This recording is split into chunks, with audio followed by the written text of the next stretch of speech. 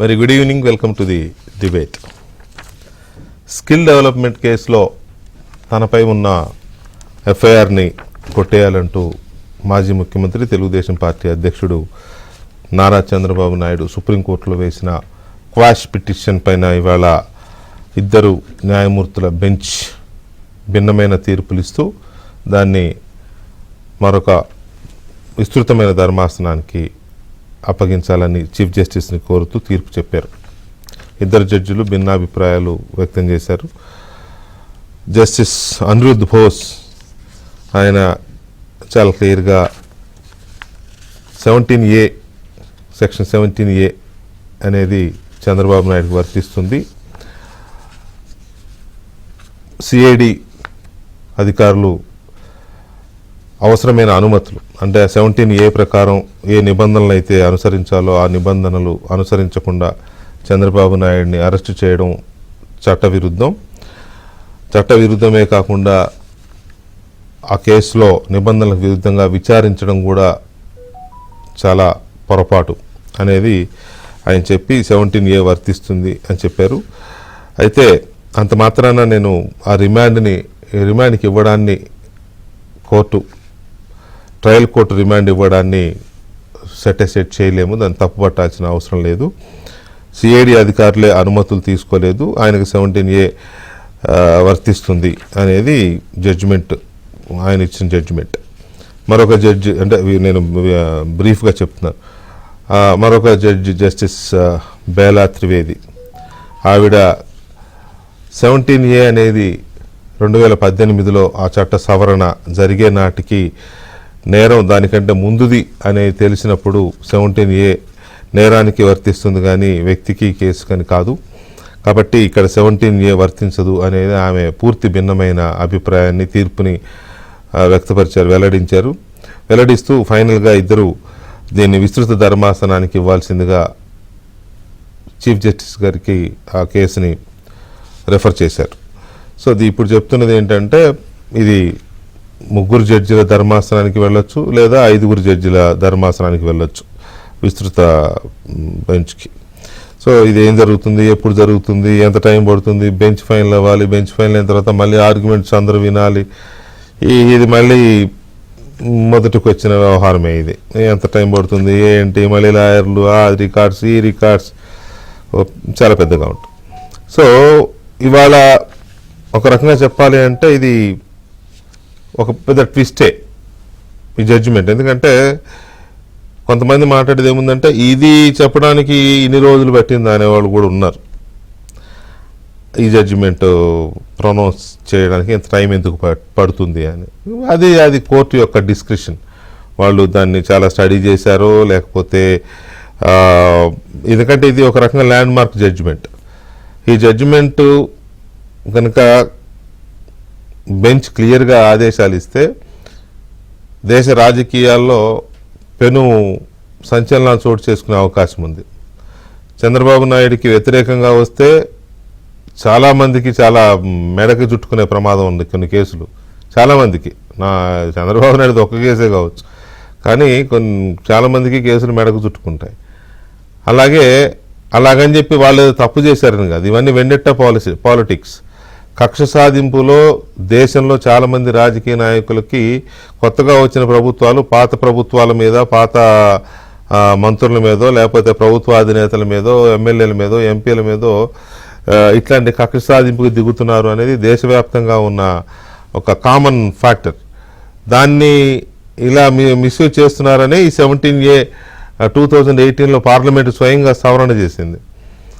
ఇప్పుడున్న ప్రభుత్వం 2021లో చంద్రబాబు నాయుడు మీద కేసు పెట్టి 2018లో ఈ చట్ట సవరణకు ముందే నేరం జరిగింది కాబట్టి 17A అవసరం లేదని ఇప్పుడు 4 గడుచుకునేదో వాదించడం మొదలుపెట్టారు. కానీ సో ఓవరాల్గా ఈ బెంచ్లో ఉన్న senior judge justice Anirudh Bose అలాగే ఆయనకు జూనియర్ అంటే జడ్జి ఒక బెంచ్లో ఉన్నప్పుడు ఇద్దరిది ఈక్వల్ ఇదే ఉంటుంది పవర్స్.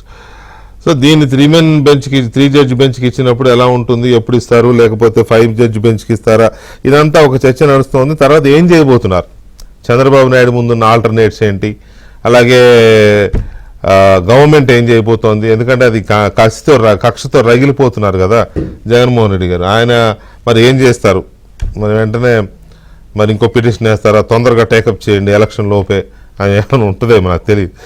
సో ఇలాంటి ఉండే అవకాశం ఉంది. సో అందువల్ల అసలు ఏంటి ఈ జడ్జిమెంట్ ఇవాళ ఏమొచ్చింది, దీని మీద ఎలాంటి చర్చ జరుగుతోంది న్యాయ వర్గాల్లో అనేది ముందుగా మా ఢిల్లీ బ్యూరో చీఫ్ కృష్ణతో మాట్లాడదాం. Krishna, good evening.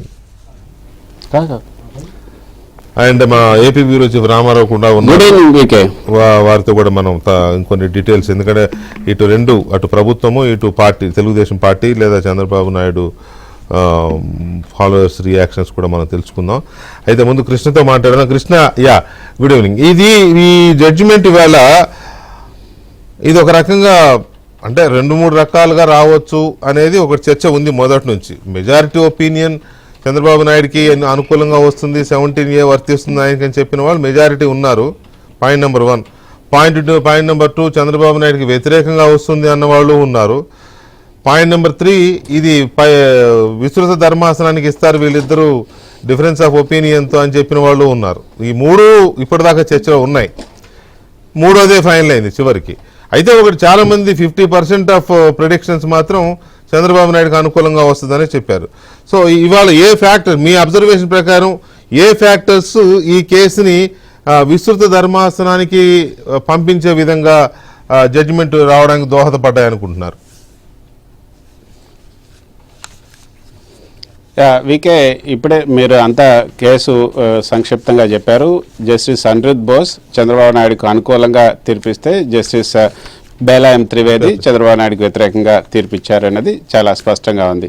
అంటే 17A చంద్రబాబు నాయుడుకు వర్తిస్తుంది కాబట్టి ముందస్తు అనుమతులు తీసుకోవాల్సినటువంటి అవసరం ఉంది. ముందస్తు అనుమతులు తీసుకోకుండా ఈ కేసు విచారించారు కాబట్టి ఇది ఇల్లీగల్ అవుతుంది, చట్ట విరుద్ధం అవుతుంది అన్నది జస్టిస్ అనిరుద్ బోస్ తీర్పులోని సారాంశం. కానీ 17A అన్నది ఎప్పుడైతే 2018 తర్వాత ఈ 17A 2018లో చట్టం ఈ యొక్క సవరణ జరిగింది కాబట్టి ఆ తర్వాత జరిగే నేరాలకు మాత్రమే ఈ అనుమతి తీసుకోవాల్సిన అవసరం ఉంటుంది. ఇది అంతకన్నా ముందు జరిగినటువంటి నేరం కాబట్టి అనుమతి తీసుకోవాల్సినటువంటి అవసరం లేదు అన్నది ఈ జస్టిస్ బేలాయం త్రివేది చెప్తున్నటువంటి మాట. అయితే వీళ్ళిద్దరికీ ఎక్కడ డిఫరెన్స్ ఆఫ్ ఒపీనియన్ వచ్చింది అన్నది మాత్రం చూసుకుంటే ఒకే ఒక అంశం, అంటే 2 అంశాలు. అది ప్రొసీజరల్ ప్రొవిజన్, అదేవిధంగా సబ్స్టాంటివ్ ప్రొవిజన్. ఈ యొక్క 17A అన్నది ప్రొసీజరల్ ప్రొవిజన్ మాత్రమే అన్నది జస్టిస్ అనిరుద్ బోస్ చెప్పినటువంటి మాట. సో జస్టిస్ బోస్ ఇది ప్రొసీజరల్ ప్రొవిజన్ కాబట్టి 17A వర్తిస్తుంది. కాబట్టి ఈ 17A అంటే అనుమతి తీసుకోకుండా ఈ కేసు పెట్టారు కాబట్టి ఇది చెల్లదు. కాబట్టి అంతవరకు మాత్రమే నేను చెప్పగలను. అంటే 17A అన్నది ఇది అవినీతి నిరోధక చట్టంలో అంశం కాబట్టి ఆ సెక్షన్ వరకు, కానీ మిగతా సెక్షన్ల కింద రిమాండ్ విధించారు కాబట్టి దానిపైన నేను చెప్పను. అంటే ఆయన ఇది తప్పు, ఆయన ఆ రిమాండ్ విధించడాన్ని ఆయన తప్పు పట్టలేదు అని కాదు, ఆయన తప్పు పట్టలేదు సరే అని కూడా ఆయన చెప్పలేదు. అది నా పరిధిలో లేదు, మీరు మళ్ళీ కావాలంటే అక్కడికే వెళ్ళండి. అంటే ఈ కేసులో మెరిట్స్కి ఎక్కువగా పోలేదు. ఈ జడ్జిమెంట్లో ఈ కేసు సరైందా, అసలు ప్రైమ ఫేస్ ఉందా లేదా అన్న విషయాల జోలికి ఎక్కడా కూడా పోలేదు. కేవలం ఈ యొక్క 17A అప్లికబిలిటీకి మాత్రమే చూశారు. అందుకనే అక్కడ మిగతా రిమాండ్ కొట్టేయకపోవడానికి కారణం ఏంటి, 17A వర్తిస్తుంది అని చెప్పిన తర్వాత మరి రిమాండ్ని ఎందుకు కొట్టేయలేదు అన్న ప్రశ్న కూడా చాలా మంది చెప్తున్నారు. అంటే రిమాండ్ మిగతా సెక్షన్లకు కూడా వర్తిస్తుంది కాబట్టి ఆ మిగతా సెక్షన్లకి మీరు అక్కడ అప్లై చేసుకోండి అన్నది ఆయన చెప్పినటువంటి మాట. అంతేగాని ఆయన తప్పు పట్టలేదు. సో అది ఆయన చాలా క్లారిటీగా మిగతా సెక్షన్లు కూడా ఉన్నాయి, వాటి కింద మీరు పర్మిషన్ తీసుకోకపోయినా పర్వాలేదు, దాన్ని మీరు ఎట్లయినా చేసుకోవచ్చు. అయితే మిగతా సెక్షన్లు ఎక్కడా కూడా ఇప్పుడు పబ్లిక్ సర్వెంట్స్కి మేజర్గా ఈ యొక్క అవినీతి PC యాక్ట్ మాత్రం మేజర్, అంటే అవినీతికి పాల్పడ్డారు, తిన్నారు, ఇవన్నీ కూడా PC సెక్షన్లోనే ఉంటాయి. కాబట్టి అది ఒకటి. అయితే ఇక జస్టిస్ బేలాయం త్రివేది చెప్పినటువంటి మాట, ఆమె ఉపయోగించినటువంటి స్పెసిఫిక్ మాట సబ్స్టాంటివ్ ప్రొసీజర్. సబ్స్టాంటివ్ ప్రొసీజర్ అంటే అది చాలా స్పెసిఫిక్గా ఉంటుంది. ఇప్పుడు పలానా శిక్షకి, పలానా నేరానికి పలానా శిక్ష పడుతుంది అనేవి సబ్స్టాంటివ్ ప్రొవిజన్. ఇది సబ్స్టాంటివ్ ప్రొవిజన్స్ కిందకు వస్తుంది. కాబట్టి సబ్స్టాంటివ్ ప్రొవిజన్ ఏదైనా ఉన్నప్పుడు అది స్పెసిఫిక్గా చెప్తారు చట్టంలో. సో అది ఇది ఖచ్చితంగా పలానా సమయం నుంచి ఇది అప్లై అవుతుంది అన్నది చెప్తారు కాబట్టి ఇది అలా ఏమీ చెప్పలేదు. రెట్రాస్పెక్టివ్ ఎఫెక్ట్ అనేది ఇందులో లేదు కాబట్టి ఇది ప్రాస్పెక్టివ్ ఎఫెక్టే అన్నది ఆమె చెప్పినటువంటి మాట. స్పెసిఫిక్గా చెప్పలేదు కాబట్టి ఇది రెట్రాస్పెక్టివ్ కాదు. అంతేకాకుండా ఇంకొక విషయాన్ని కూడా ఆమె తన జడ్జిమెంట్లో చెప్పారు. అదేంటంటే ఈ 17A సెక్షన్ అమెండ్మెంట్స్ చేసినప్పుడు 17A సెక్షన్తో పాటు మరికొన్ని సెక్షన్లు కూడా అమెండ్మెంట్ చేశారు. ఈ అనుమతి తీసుకోవాలన్నటువంటి అంశం ఏదైతే ఉందో అది మిగతా సెక్షన్లకు మాత్రమే పనిచేస్తుంది. ఇది PC యాక్ట్లో ఉన్నటువంటి 13C1 CD ఏదైతే ఉందో వాటికి కాదు అన్నది ఆమె వెలుబుచ్చినటువంటి అభిప్రాయం. అందుకే ఈ రెండిట్లో తేడా, ఈ సబ్స్టాంటివ్ ప్రొవిజనా ఇది లేకపోతే ప్రొసీజరల్ ప్రొవిజనా అన్న దాంట్లో మాత్రమే వీళ్ళకి భిన్నాభిప్రాయాలు వచ్చాయి. జస్టిస్ అనిరుద్ బోస్ ఇది ప్రొసీజరల్ ప్రొవిజన్ అని ఆయన అభిప్రాయపడ్డారు కాబట్టి 17A అప్లై అవుతుందన్నారు. ఇది ప్రొసీజరల్ ప్రొవిజన్ అంటే అది ప్రొసీజర్గా చేసే పని, FIR నమోదు చేయడం, తర్వాత మిగతా ఏదైతే ఉన్న ఒక ప్రొసీజర్ ఉంటుందో అది ప్రొసీజర్ ప్రొవిజన్ కాబట్టి ఆ ప్రొసీజర్ ప్రొవిజన్లో భాగంగానే 17Aకి ప్రకారం అనుమతి తీసుకోవాలన్నారు. కానీ ఇది సబ్స్టాన్సివ్ ప్రొవిజన్ అన్నది ఏమి చెప్పినటువంటి మాట. సబ్స్టాన్సివ్ ప్రొవిజన్ అన్నప్పుడు అది 17Aకి అది వర్తించదు అన్నది ఆమె చెప్పినట్టు. మధ్యలో మనం చూసినట్టయితే ముకుల్ రోహత్గి ఎవరైతే ఈ కేసులో ప్రభుత్వం తరపున మాట్లాడారో వాదించారో మాజీ అటార్నీ జనరల్, ఆయన యడ్యూరప్ప గారి కేసులో 17A వర్తిస్తుందని వాదించి గెలిచిన వాడే. Subject correction not sure, judge గారు కూడా వీరే ఉన్నట్టున్నారు అప్పుడు. Correct, right? జడ్జి గారు కూడా వీరే కాదా? కాదు. ఓకే. ముకుల్ రోహత్గి గారు అక్కడ యడ్యూరప్ప కేసులో 17A వర్తిస్తుంది అని చెప్పి వాదించారు, గెలిచారు, అయిపోయింది. ఇప్పుడు ఆయన ఈ కేసులోనేమో రివర్స్లో వాదిస్తున్నారు. ఓకే, లాయర్స్ దేర్ ప్రొఫెషన్, మనమేమి వాళ్ళని చేయట్లేదు, అదే ఇష్యూ కాదు. కానీ అక్కడ వర్తించింది ఇక్కడ ఎందుకు ఇట్లా వాదిస్తున్నారని అప్పట్లో చర్చ జరిగింది. ముకుల్ రోహత్గి అప్పుడు అలా వాదిస్తున్నారు, ఇప్పుడు ఇలా వాదిస్తున్నారు అని రకరకాల కామెంట్స్, రకరకాల చర్చ జరిగింది. సోషల్ మీడియాలో కానీ, మెయిన్ స్ట్రీమ్ మీడియాలో కానీ, పొలిటికల్ కారిడార్స్లో కానీ చాలా చర్చ జరిగింది. కానీ లాయర్లకు డిఫరెంట్ ఒపీనియన్స్ ఉండొచ్చు, లేదా డిఫరెంట్ స్టాండ్స్ తీసుకోవచ్చు. వాళ్ళు తీసుకున్న క్లయింట్ని బట్టి, వాళ్ళకు వచ్చే ఫీజుని బట్టి డిఫరెంట్ స్టాండ్స్ తీసుకోవచ్చు. కానీ కోర్ట్స్ ఆర్ సేమ్ కదా, ఒకటే. దీని ఇక్కడ నా పాయింట్ ఏంటంటే, యడ్యూరప్ప కేసులో జడ్జి ఎవరైనా కావచ్చు, కోర్ట్ ఈజ్ కోర్ట్. యడ్యూరప్ప కేసులో 17A వర్తిస్తుంది, చంద్రబాబు నాయుడు కేసులో ఒక జడ్జి గారికి వర్తించలేదు, ఒక జడ్జి గారికి వర్తించింది.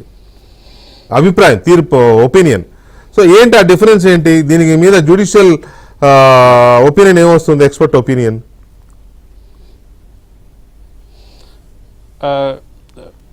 వికే దీంట్లో చాలా ఒక స్పష్టమైనటువంటి అంశం ఏంటంటే, యడ్యూరప్ప కేసుకి దీనికి అసలు పోల్చడానికే లేదనే చెప్పొచ్చు. ఎందుకంటే యడ్యూరప్ప కేసు వేరు, ఈ కేసు వేరు. ఈ కేసులో 2018కి ముందు జరిగినటువంటి నేరం ఇది, 2016లో 17లో జరిగినటువంటి నేరం. కానీ యడ్యూరప్ప కేసు 2018 తర్వాత జరిగినటువంటి కేసే. అందుకనే 2018 తర్వాత అమెండ్మెంట్ వచ్చిన తర్వాత, 17A అమెండ్మెంట్ వచ్చిన తర్వాత జరిగిన కేసు కాబట్టి అనుమతి తీసుకోవాలి. సబ్స్టాన్సివ్ ప్రొవిజన్ అన్నది ముకుల్ రోహత్గి చేసినటువంటి వాదన. దానికి అనుగుణంగానే సుప్రీంకోర్టు కూడా ఇది 2018 తర్వాత జరిగినటువంటి నేరం, 2018 తర్వాత జరిగినటువంటి నేరానికి 17A అప్లికబుల్ అవుతుంది కాబట్టి మీరు అనుమతి తీసుకోవాలని చెప్పినటువంటి ఇది. అదే విషయాన్ని కూడా ఇక్కడ కూడా ఆయన వాదించారు. ఆయన చేసినటువంటి వాదనలో తప్పేమీ లేదు. యడ్యూరప్ప కేసు 2018 తర్వాత జరిగిందే, 2018 తర్వాతనే FIR చేశారు కాబట్టి అది 17A తప్పకుండా అప్లికబుల్ అవుతుంది. ఆ విషయానికి ఆయన ఎక్కడా కూడా కాంట్రాడిక్ట్ కాలేదు. దీనికి కూడా కొంచెం తేడా ఉంది. అదేవిధంగా రఫేల్ కేసులో కూడా కొంతమంది రఫేల్ కేసును కూడా ఇక్కడ ఉదాహరిస్తున్నారు. రఫేల్ కేసులో కూడా 17A అప్లికబుల్ అవుతుంది అన్నారు కదా, అది 2016 ముందు జరిగిన కేసు, 2018లో ఇది జరిగింది కదా అన్నారు.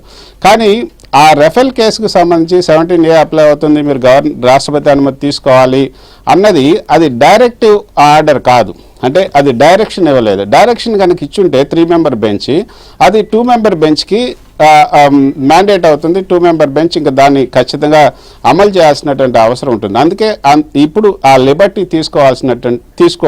తీసుకోగలిగింది ఈ బెంచ్. 3 మెంబర్ బెంచ్ రఫేల్ డీల్లో 17A అప్లికబుల్ అవుతుంది. రాష్ట్రపతి అనుమతి తీసుకోవాలని కనుక డైరెక్ట్గా ఆదేశం ఇచ్చి ఉంటే, అది విధంగా స్పెసిఫిక్గా చెప్పి ఉంటే ఇప్పుడు బౌండ్ అయి ఉండేది ఈ 2 మెంబర్ బెంచ్కి.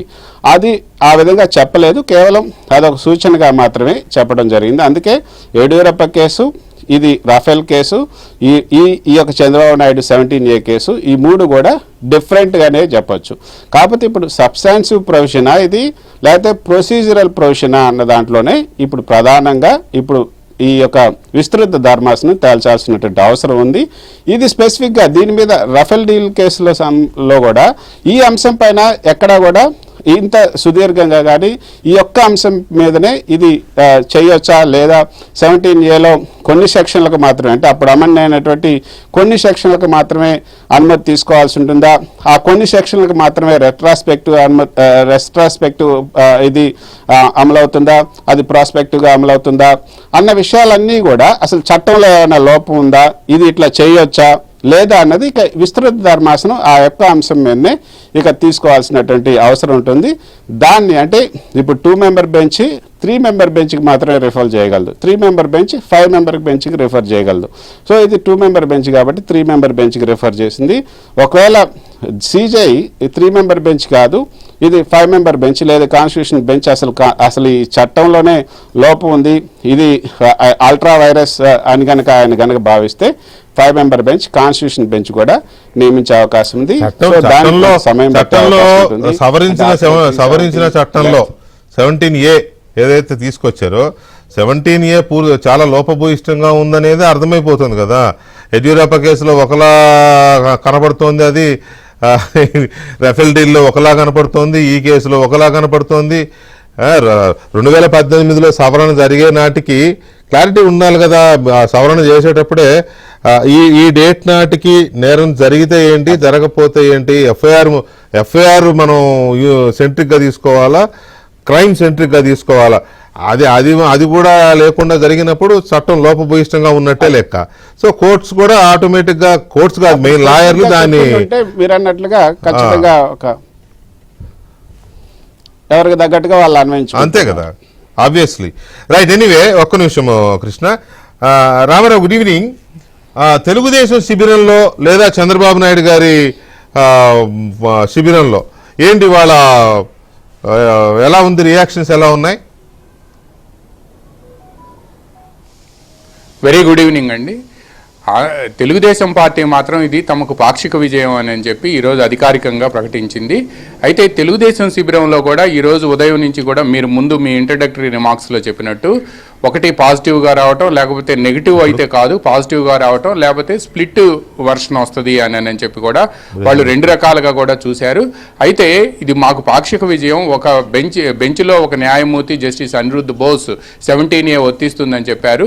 బట్ ఇంతకుముందు మన ఢిల్లీ బ్యూరో చీఫ్ కృష్ణ గారు చెప్పినట్టు దాన్ని అనిరుద్ధ్ బోస్ చెప్పిన ఒపీనియన్కి భిన్నంగా జస్టిస్ బేలా ఎం త్రివేది చెప్పారు.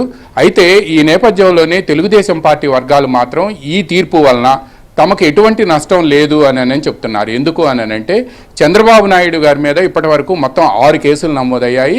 ఇందులో assign lands act, inner ring road alignment మార్పు కేసు, skill development, AP fibre grid, ఇసుక, మద్యం కేసులు. ఈ కేసులన్నింటిలో కూడా ఫైబర్ గ్రిడ్ కేసు మినహా మిగతా అన్ని కేసుల్లో కూడా ఆయనకి లీగల్గా ప్రొటెక్షన్ ఉంది. అంటే inner ring road alignment case, ఇసుక కేసు, మద్యం కేసులో ముందస్తు బెయిల్ వచ్చింది. స్కిల్ డెవలప్మెంట్ కేసులో ముందు ఇంటరం బెయిల్ వచ్చింది, తర్వాత దాన్ని రెగ్యులర్ బెయిల్ చేశారు. ఇక అసైన్ ల్యాండ్స్ కేసుకు సంబంధించి మాత్రం ఇప్పటికే ఆల్రెడీ ప్రొటెక్షన్ ఉంది, జడ్జిమెంట్ కూడా రిజర్వ్ అయింది. అయితే ఒక్క అంగళ్ళ కేసుకు సంబంధించి ఐపీసీ సెక్షన్స్ కావడంతో దాంట్లో బెయిల్ వచ్చేసింది.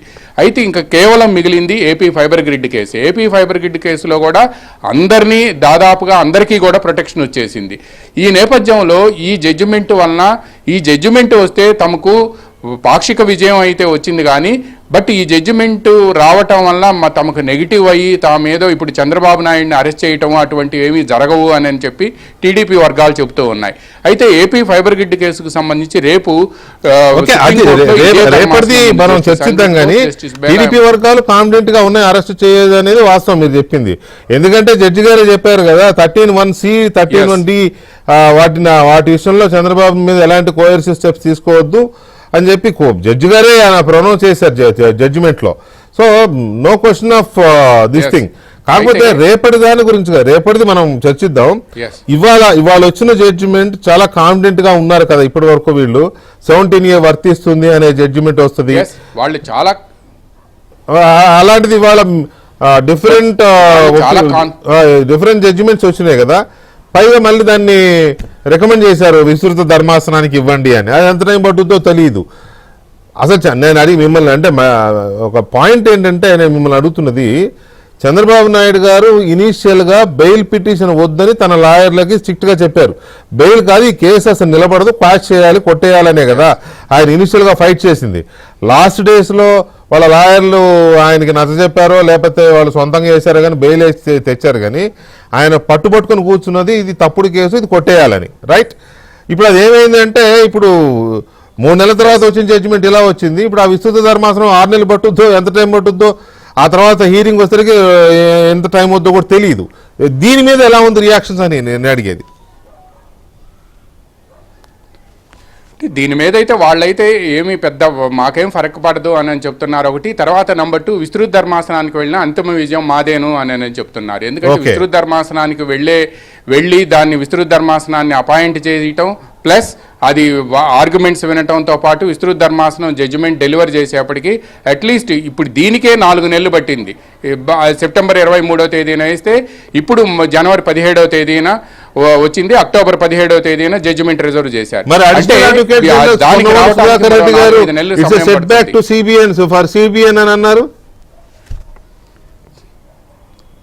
Yes, that is his opinion.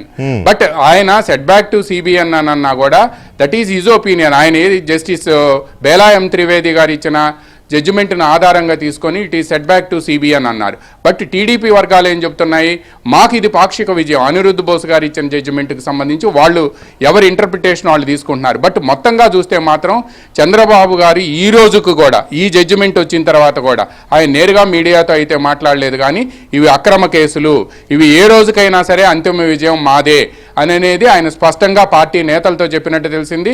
పైగా దీనికి సంబంధించి ఆయన ఇంకొక విషయం కూడా చెప్తున్నారు చంద్రబాబు గారు.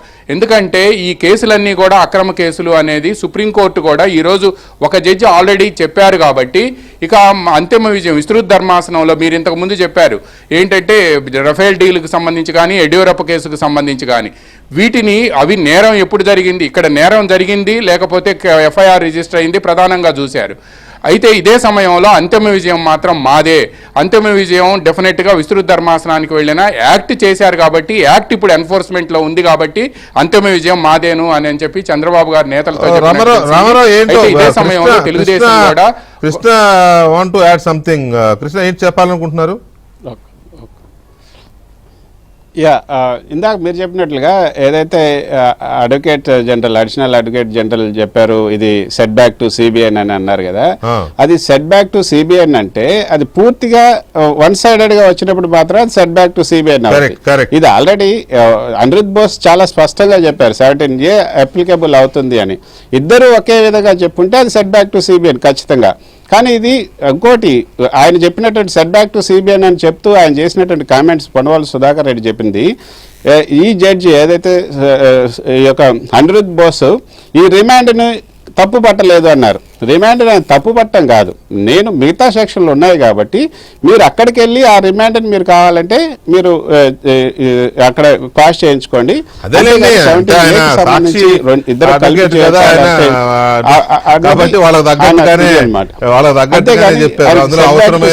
మాత్రమే తీసుకున్నారు పొన్నవల్లి సుధాకర్ రెడ్డి గారు వాళ్ళ గెజెట్ కి, అందుకని అలా తీసుకున్నారు. అయ్యా చెప్పండి రామారావు, ప్లీజ్ కంటిన్యూ. అయితే 17Aకి సంబంధించి జస్టిస్ అనిరుద్ధ్ బోస్ క్లారిటీ ఇచ్చారు, ఇది అప్లికబుల్ అవుతుంది చంద్రబాబు గారి విషయంలోని. బట్ ఐపీసీలోని 409 రెస్ట్ ఆఫ్ సెక్షన్స్ ఏ ఉన్నాయి, వాటి మీద రిమాండ్కి సంబంధించి రిమాండ్ ఆర్డర్ని నేను డిక్లైన్ కాను అని అన్నారు. అంటే రిమాండ్ ఆర్డరు వాటికి సంబంధించి చూసుకోమని చెప్పారు. వాటిని ఆ కేసు ఆ సెక్షన్స్ పాయింట్ ఆఫ్ వ్యూలో మాత్రమే రిమాండ్ ఆర్డర్ సస్టైన్ అవుద్ది అనే ఒపీనియన్ దాదాపుగా వచ్చింది. బట్ కృష్ణ గారు చెప్పినట్టు రెండు కూడా వన్ సైడ్గా జడ్జిమెంట్ ఇస్తే అది సెట్ బ్యాక్ అవుద్ది. పైగా తెలుగుదేశం నేతలు ఈరోజు చాలా ఆసక్తికరమైన కామెంట్ కూడా చేశారు పొన్నవోలు సుధాకర్ రెడ్డి గారి మీద. ఆయన అడిషనల్ అడ్వకేట్ జనరల్గా ఉన్నారా, లేకపోతే వైసీపీ తరపున సుప్రీంకోర్టులోను హైకోర్టులోను వాదిస్తున్నారా అనేది ఆయన తేల్చుకోవాలి ముందు అని నేను కూడా ఆయన చెప్తూ టీడీపీ నేత ఆయన నక్కా ఆనంద్ బాబు వ్యాఖ్యలు చేశారు. ఆయన కూడా లాయర్. బట్ ఇటువంటి ఆయన సెట్ బ్యాక్ టు సిబిఎన్ అంటే కంప్లీట్గా జడ్జిమెంట్ వన్ సైడ్గా వస్తే అది జరిగిద్ది. బట్ ఇక్కడ కూడా రిమాండ్ ఆర్డర్కి సంబంధించి కూడా ఆయన పాయింట్ రైజ్ చేశారు. రిమాండ్ ఆర్డర్ అనేది మిగతా సెక్షన్స్ 17A అనేది చంద్రబాబు గారు మీరు అన్నట్టుగా మొదటి 17A అప్లికబుల్ అవుద్ది. కాబట్టి ఇవన్నీ కూడా నా మీద ఉండే కేసులన్నీ కూడా డెఫినెట్గా ఇవన్నీ కూడా నిరర్ధకం ఇన్ఫెక్చువస్ అవుతాయని ఆయన చెప్పుకుంటూ వచ్చారు. ఇప్పుడు రిమాండ్ ఆర్డర్ ని చెప్పింది కూడా ఐపీసీలో 409 మనీ ట్రయల్ కి సంబంధించి అది చెప్పింది ఆయన.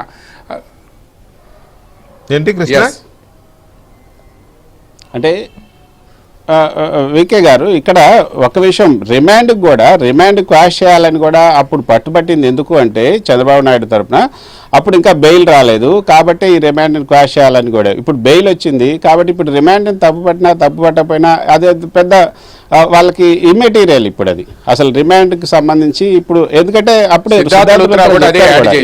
నేను రిమాండ్కి సంబంధించి మీరు అక్కడికి అది యాడ్ చేశారు. ఇప్పుడు ఆల్రెడీ ఆయన బెయిల్ మీద ఉన్నారు కాబట్టి రిమాండ్కి సంబంధించి పెద్దగా మేము అక్కడ ట్రస్ట్ చేయట్లేదు, మేమేమి పెద్ద ఇది అవ్వట్లేదు అన్న.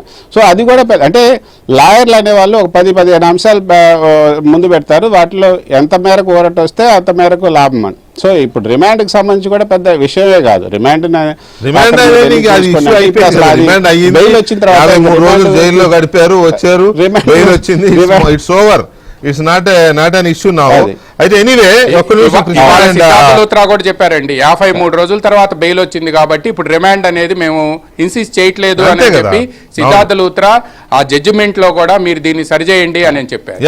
ఒక్క నిమిషం కృష్ణ అండ్ రామారావు, మనతో పాటు లాయర్లు అండ్ అదర్ ప్యానలిస్టులు కూడా ఉన్నారు.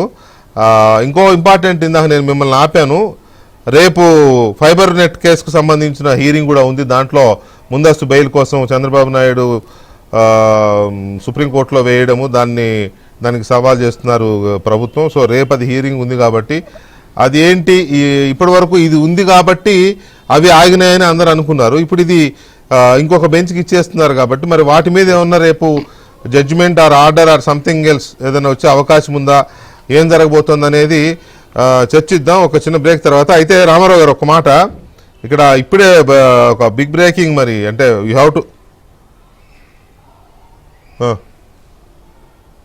ఓకే రైట్, రాంగ్ న్యూస్ అని తెలిసింది రైట్. Okay, leave it.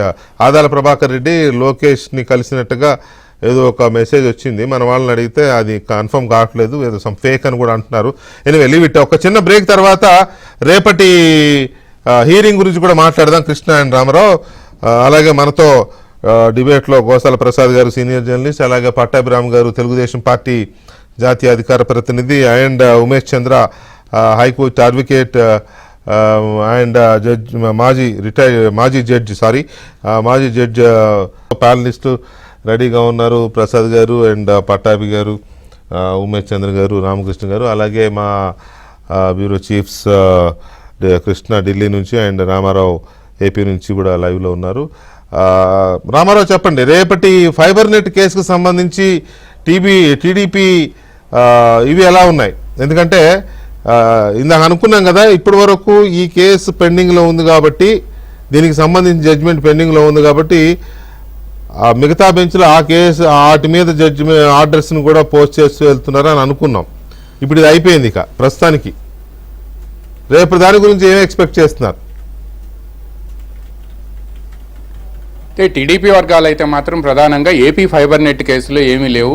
అయితే ఏపీ ఫైబర్ నెట్ కేసులో ప్రభుత్వం అయితే మాత్రం టెండర్ల కమిటీకి సంబంధించి కానీ లేకపోతే నామినేషన్ బేసిస్లో ఇచ్చారనేది కూడా ప్రధాన అభియోగం ఉంది. దీనివల్ల ప్రభుత్వ ఖజానాకు నష్టం వాటిల్లింది అని చెప్పి వాళ్ళు ఆరోపణ.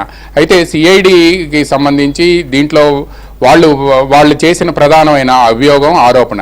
అయితే ఇక్కడ ఏపీ హైకోర్టులో దానికి సంబంధించి యాంటిసిపేటరీ బెయిల్ వేశారు. యాంటిసిపేటరీ బెయిల్ వేసిన సమయంలో అక్కడ హైకోర్టు మాత్రం ప్రధానంగా వాళ్ళు చెప్పింది ఏంటంటే ఇన్వెస్టిగేషన్ జరుగుతుంది కాబట్టి ఈ దశలో మేము బెయిల్ ఇవ్వలేము అని చెప్పారు.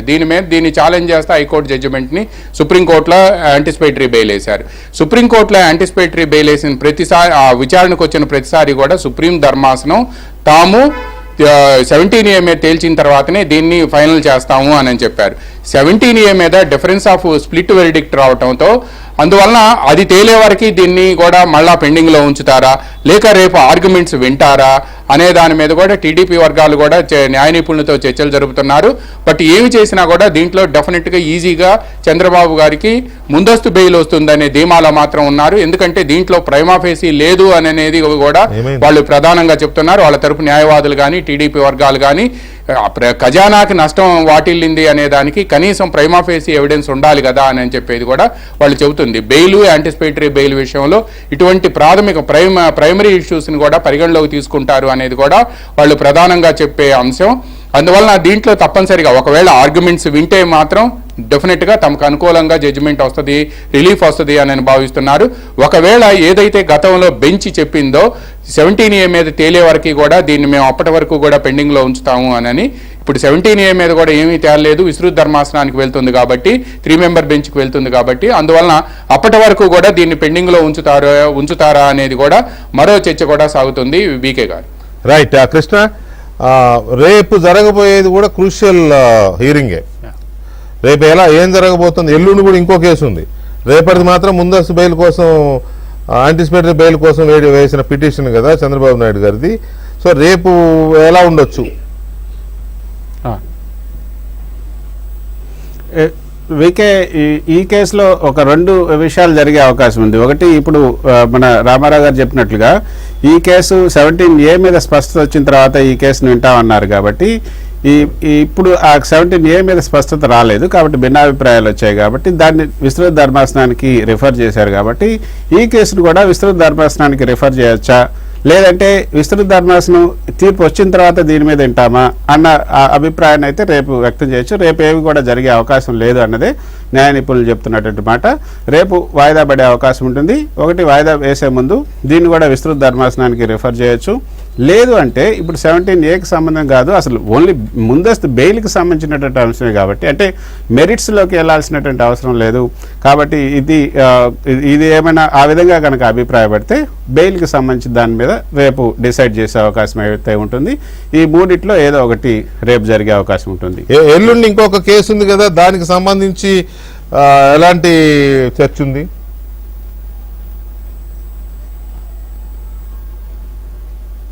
ఎల్లుండికి సంబంధించినటువంటి కేసు ఇంకా దానికి సంబంధించి ఇంకా లిస్ట్లో రాలేదు. దానికి వచ్చిన తర్వాత అది లిస్ట్ అయిన తర్వాత అది దాని మీద ఎటువంటి అభిప్రాయం ఉంటుందని కూడా చూడాలి. కానీ దాని మీద అయితే ఇంతవరకు ఎక్కడ న్యాయ నిపుణులు కూడా దాని మీద ఏమీ మాట్లాడలేదు. దానికి సంబంధించినటువంటి అభిప్రాయాన్ని కూడా ఏమి వ్యక్తం చేయట్లేదు. కాకపోతే ఈ రోజుది రేపటి ఎల్లుండి సంబంధించినటువంటి కేసు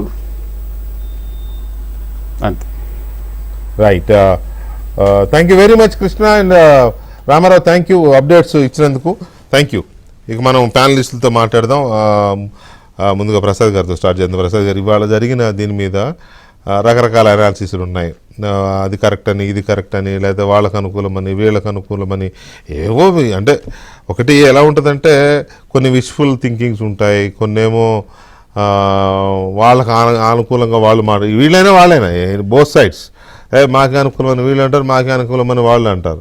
ఇవి రకరకాలుగా ఉంటాయి. కాకపోతే మనం ఒక న్యూట్రల్ దీంట్లో చూసినప్పుడు ఇవాళ వచ్చిన జడ్జిమెంట్ మీద మీ అనాలిసిస్ ఏంటి? మీరు అంటే రాజకీయ జీవితంలో చంద్రబాబుతో కంపేర్ చేస్తే చంద్రబాబు గారి మీద వచ్చినంత రాజకీయపరమైన న్యాయపరమైన ఆరోపణలు ఎవరి మీద రాలేదు. Any politician. మీరు way back to 60s, 70s తీసుకున్నా ల్యాండ్ మార్క్ జడ్జిమెంట్లు ఇచ్చిన కేసులో కూడా అలహాబాద్ హైకోర్టు ఇందిరాగాంధీ సభ్యత్వం రద్దు చేసింది, ఆవిడ ఎన్నిక సెట్ అసైడ్ చేసింది. ఆ రోజున కూడా ఇన్ని ఆరోపణలు. అంటే ఆవిడ మీద ఒకటో రెండు జస్టిస్ షా కమిషన్ పెట్టిందో అనే ఆరోపణలే తప్ప చంద్రబాబు గారి మీద 2014 వరకు దాదాపు 18 కేసుల్లో స్టే తెచ్చుకున్నాడని ప్రచారం చేశారు. ఒకటిదే ఒక్కటి లేదు. ఒక్కటి ఉందిలే. అంటే నేను చెప్పింది లక్ష్మీ భారత్ కేసులో స్టే ఉండింది, అది కూడా కొట్టేశారు తర్వాత. స్టే కొట్టేశారు. నేను అనేది 18 కేసులని దాదాపు ఒక 20-30 ఏళ్ళు ఆయన ప్రచారం చేశారు. అంటే వాళ్ళంతా అదే కదా, గోబల్స్ దీంట్లోనే వ్యవసాయం దండగన్నాడని స్టేలు ఉన్నాయని ఇదే ప్రచారం కదా, దాంతోనే బతికేశారు. ఇంకా అంతకంటే ముఖ్యమైనది ఏంటంటే సుప్రీంకోర్టు ఇచ్చిన ల్యాండ్ మార్క్ జడ్జిమెంట్లు చూస్తే 50 ఏళ్ల క్రితం case Anand Bharati case record break, అలాగే రాజీవ్ గాంధీ ప్రైమ్ మినిస్టర్గా ఉన్నప్పుడు షాబోనో కేసు. అంటే ఒక్కొక్కసారి ఒక్కొక్క కేసుకు సంబంధించిన అభిప్రాయాలు సుప్రీంకోర్టు జడ్జిమెంట్లు వచ్చినప్పుడు అవి ల్యాండ్ మార్కులుగా మిగిలిపోతాయి. రేపొద్దున అవినీతికి సంబంధించి 17A అనేది భారత రాజ్యాంగంలో సుప్రీంకోర్టు ఇచ్చే జడ్జిమెంట్స్లో ఇప్పుడు ఆర్నేష్ కుమార్ జడ్జిమెంట్ 10 ఏళ్ల నుంచి రెఫర్ అవుతుంది. ఎవరిని అరెస్ట్ చేయాలన్నా ముందు ఆర్నేష్ కుమార్ కేసు ప్రకారం నువ్వు నోటీస్ ఇవ్వండి అని. 10 సంవత్సరాల నుంచి ఈ ఆర్నేష్ కుమార్ అనే కేసు చాలా కొన్ని లక్షల మందికి రిలీఫ్ ఇస్తుంది. రేపు పొద్దున చంద్రబాబు కేసు కూడా ఇది 6 నెలలకు వచ్చినా 6 వారాలకు వచ్చినా ఎప్పుడు వచ్చినా this is the another landmark judgement అయిపోతుంది. ఎందుకంటే ఇది 2 members bench refer to the CJ bench. CJ decide చేయాలి 3 మెంబర్కి ఇస్తారా 5 మెంబర్కి ఇస్తారా, అది ఫుల్ బెంచ్కి వెళ్తుందా అన్నది, కాన్స్టిట్యూషన్ బెంచ్కి వెళ్తుందా. దిస్ యాక్ట్ వాజ్ ఏమంటారు, అంటే రేపు భవిష్యత్తులో అవినీతి కేసులు కానీ 17 కానీ Chandrababu Naidu versus government of Andhra Pradesh వస్తుంది. అంటే ఇటువంటి రికార్డు బ్రేక్ ఉన్న వాళ్ళు చాలా తక్కువ, రేరెస్ట్. అంటే ఇలాగ ఒక ల్యాండ్ మార్క్ జడ్జిమెంట్ అని సుప్రీంకోర్టు రాసుకున్న దాంట్లో విచిత్రం ఏంటంటే భారతదేశంలో న్యాయ వ్యవస్థని కోర్టుని మేనేజ్ చేస్తాడని చంద్రబాబు నాయుడు అనే ముద్ర పడిపోయిన చంద్రబాబు నాయుడు ఇవాళ అదే సుప్రీంకోర్టులో న్యాయం కోసం నిలబడ్డాడు. మరి ఇన్ని సంవత్సరాల నుంచి న్యాయం మేనేజ్ చేసాడు, ఇప్పుడు ఎందుకు మేనేజ్ చేసుకోలేకపోయాడు? అది కూడా బయటకు రావాలిగా. అది కూడా అబద్ధమని అది రుజువు అవుతుంది. ఇప్పుడు కోర్టు కూడా వెళ్లకుండా మేనేజ్ చేసుకుంటున్నది ఎవరు, కోర్టులో పోరాడుతుంది ఎవరు? సింపుల్. ఇప్పుడు జగన్మోహన్ రెడ్డి 3600 రికార్డ్ అయిందో రేపు పొద్దున చంద్రబాబు నాయుడు కేసు కూడా రికార్డ్ అవుతుంది. రైట్. రామకృష్ణ గారు నమస్కారం. నమస్కారం వెంకటేశ్వర గారు. నమస్కారం. మీ అనాలిసిస్ ఏంటి? ఇది జరిగిన తీరు, అఫ్ కోర్స్ జడ్జిమెంట్స్ ఇంత ముందు కూడా ఇట్లా డిఫరెంట్ ఒపీనియన్స్ జడ్జిమెంట్స్ రావడం జరిగి ఉండొచ్చు, చాలాసార్లు జరిగి ఉండొచ్చు. కానీ ఈ కేసులో జగన్మోహన్ రెడ్డి గారి గవర్నమెంట్ పెట్టిన ఈ కేసులో చంద్రబాబు నాయుడు గారి పైన జస్టిస్ అనిరుద్ బోస్ గారు ఒక జడ్జిమెంట్, బేలా త్రివేది గారు ఒక జడ్జిమెంట్, భిన్నమైన జడ్జిమెంట్స్ ఇవ్వడం, అది పై బెంచ్కి ఇవ్వమని సీజే గారి దగ్గరికి వెళ్ళడం మీరంతా ఫాలో అయ్యారు కదా ఉదయం నుంచి. సో ఎందుకు ఇలాంటి అంబిక్విటీ వచ్చింది అనుకుంటున్నారు ఈ 17A అనే దాని మీద?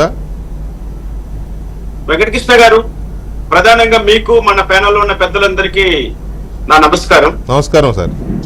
ఒకటి, ఇక్కడ ఈ రోజు సుప్రీం కోర్టు ఇచ్చినటువంటి తీర్పు ద్వారా ప్రజలకు ఒక స్పష్టత వచ్చింది. అదేంటంటే ప్రభుత్వము గాని సిఐడి ఆఫీసర్లు గాని జగన్మోహన్ రెడ్డి గాని ఒక అన్యాయమైనటువంటి, ఒక అసంబద్ధమైనటువంటి, చట్ట వ్యతిరేకమైనటువంటి చర్యల ద్వారా చంద్రబాబు నాయుడు గారికి ఇబ్బంది కలిగించారన్నది ప్రజలకు స్పష్టత వచ్చేసింది. ఎందుకంటే స్ప్లిట్ జడ్జిమెంట్ వచ్చిందా లేకపోతే కంకరెంట్ జడ్జిమెంట్ వచ్చిందా అనే దానికంటే ముఖ్యంగా ఏదైతే చంద్రబాబు నాయుడు గారు మొట్టమొదటి రోజు ఆయన ఏసీబీ జడ్జి గారి ముందర నిలబెట్టినప్పుడు ఆయన చేసినటువంటి వాదన, నన్ను అక్రమంగా అరెస్ట్ చేశారు, నాకు గవర్నర్ నుంచి పర్మిషన్ తీసుకోకుండా నన్ను ఈ విధంగా ఇబ్బంది పెట్టారని ఆయన ఏ వాదన అయితే వినిపించారో ఆ వాదన అన్నది ఈ రోజు కరెక్ట్ అన్న సంకేతాలు ప్రజలకు వెళ్ళాయి. ఎందుకంటే కేసు పెట్టేటువంటి ప్రభుత్వము గాని, కేసు నమోదు చేసేటువంటి పోలీస్ అధికారులు గాని వాళ్ళు జాగ్రత్త పడాలి. అరే చట్టాన్ని సక్రమంగా అమలు చేస్తున్నామా లేదా అని చూసుకోవాల్సిన బాధ్యత కేసు నమోదు చేసేటువంటి అధికారులకు ఉంటుంది కానీ ముద్దాయిలు కాదు. ముద్దాయిలు ఎప్పుడు కూడా పర్ఫెక్ట్ గా నేను ఇది అని చెప్పుకోవాల్సినటువంటి చట్టం భారతదేశంలో లేదు. ఎందుకంటే కేసు పెట్టినటువంటి పోలీస్ అధికారులే ఆ కేసు నిరూపించాలి. ఇక్కడ ఏమైంది, వాళ్ళు పెట్టినటువంటి కేసులో పస లేదని, ఎటువంటి సాక్ష్యాధారాలు లేవని కింద ఏసీబీ కోర్టు గారి నుంచి హైకోర్టు వరకు వాళ్ళు వాదన వినిపిస్తూనే వచ్చారు. ఈ రోజు సుప్రీంకోర్టు మెరిట్స్ లేకి వెళ్ళపోయినప్పటికీ కూడా ఒకే ఒక అంశం మీద ఈ రోజు వెర్డిక్ట్ రావడం జరిగింది. అది కూడా స్ప్లిట్ వెర్డిక్ట్ వచ్చింది. ఇక్కడ ముఖ్యంగా ఈ స్ప్లిట్ ఎందుకు జరిగింది అనేది ఒక్కసారి మనం ఆలోచించినట్లయితే, ఈ సెక్షన్ 17A అన్నది ఎప్పటి నుంచి ఎప్పటి వరకు వర్తిస్తాది అన్నప్పుడు ఇక్కడ ప్రాసిక్యూషన్ వాదనలో ఏమైనా స్పష్టత ఉందా? అక్కడ ఏమైనా కట్ ఆఫ్ డేట్ వాళ్ళు ఏమని చెప్పారా? వాళ్ళు ఏమంటారు, రిమాండ్ రిపోర్ట్, చంద్రబాబు గారి రిమాండ్ రిపోర్ట్ ఒకటి మనం చూస్తే వాళ్ళు ఒక starting point that occurred prayer to 9/12/2021. This is the line used by the CID officer. అంటే ఇది 9/12/2021 కు ముందు జరిగింది అంటున్నారే కానీ మరి అమెండ్మెంట్ జరిగింది ఎప్పుడు? నీకు 6/2018లో కదా, జూన్ నెలలో జరిగింది కదా అమెండ్మెంట్. మరి అక్కడ ఆ స్పష్టత ఇవ్వాల్సినటువంటి బాధ్యత ఎవరికి ఉంది? ఒకవేళ ఇక్కడ సిఐడి వాళ్ళు తమ రిమాండ్ రిపోర్ట్ లో that occurred to prayer to 6/2018 అని అంటే దెన్ మేము యాక్సెప్ట్ చేసింది.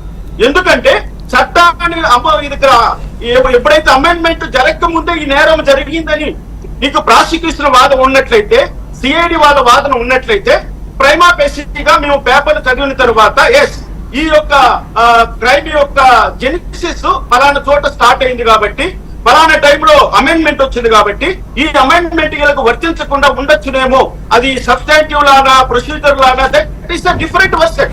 Then we can discuss in the latest. కానీ నీకు ప్రాసిక్యూషన్ వాళ్ళే చెప్తున్నారు దట్ అకర్డ్ 2019 అన్నది వాళ్ళు అన్నప్పుడు, మరి అమెండ్మెంట్ 2021 అన్నప్పుడు మరి అమెండ్మెంట్ వచ్చేటప్పుడు అక్కడ 2 years గ్యాప్ అనేది కంప్లీట్ గా కనపడుతోంది కదా. ఆ 2 years గ్యాప్ ని ఏ విధంగా మీరు ఫిలప్ చేస్తారు, ఏ విధంగా కట్అప్ డేట్ తీసుకుంటోంది అన్నది నా యొక్క చాలా పెద్ద ప్రశ్న. ఇది నాకు కూడా అర్థం కాని అంశం. ఇక్కడ ఎవరైతే మనకు డిఫర్ జడ్జిమెంట్ ఇచ్చున్నారో జస్టిస్ మిస్టర్ త్రివేది గారు, ఆమె చెప్తున్న వాటిల్లో ఒకటి స్పష్టత వచ్చింది.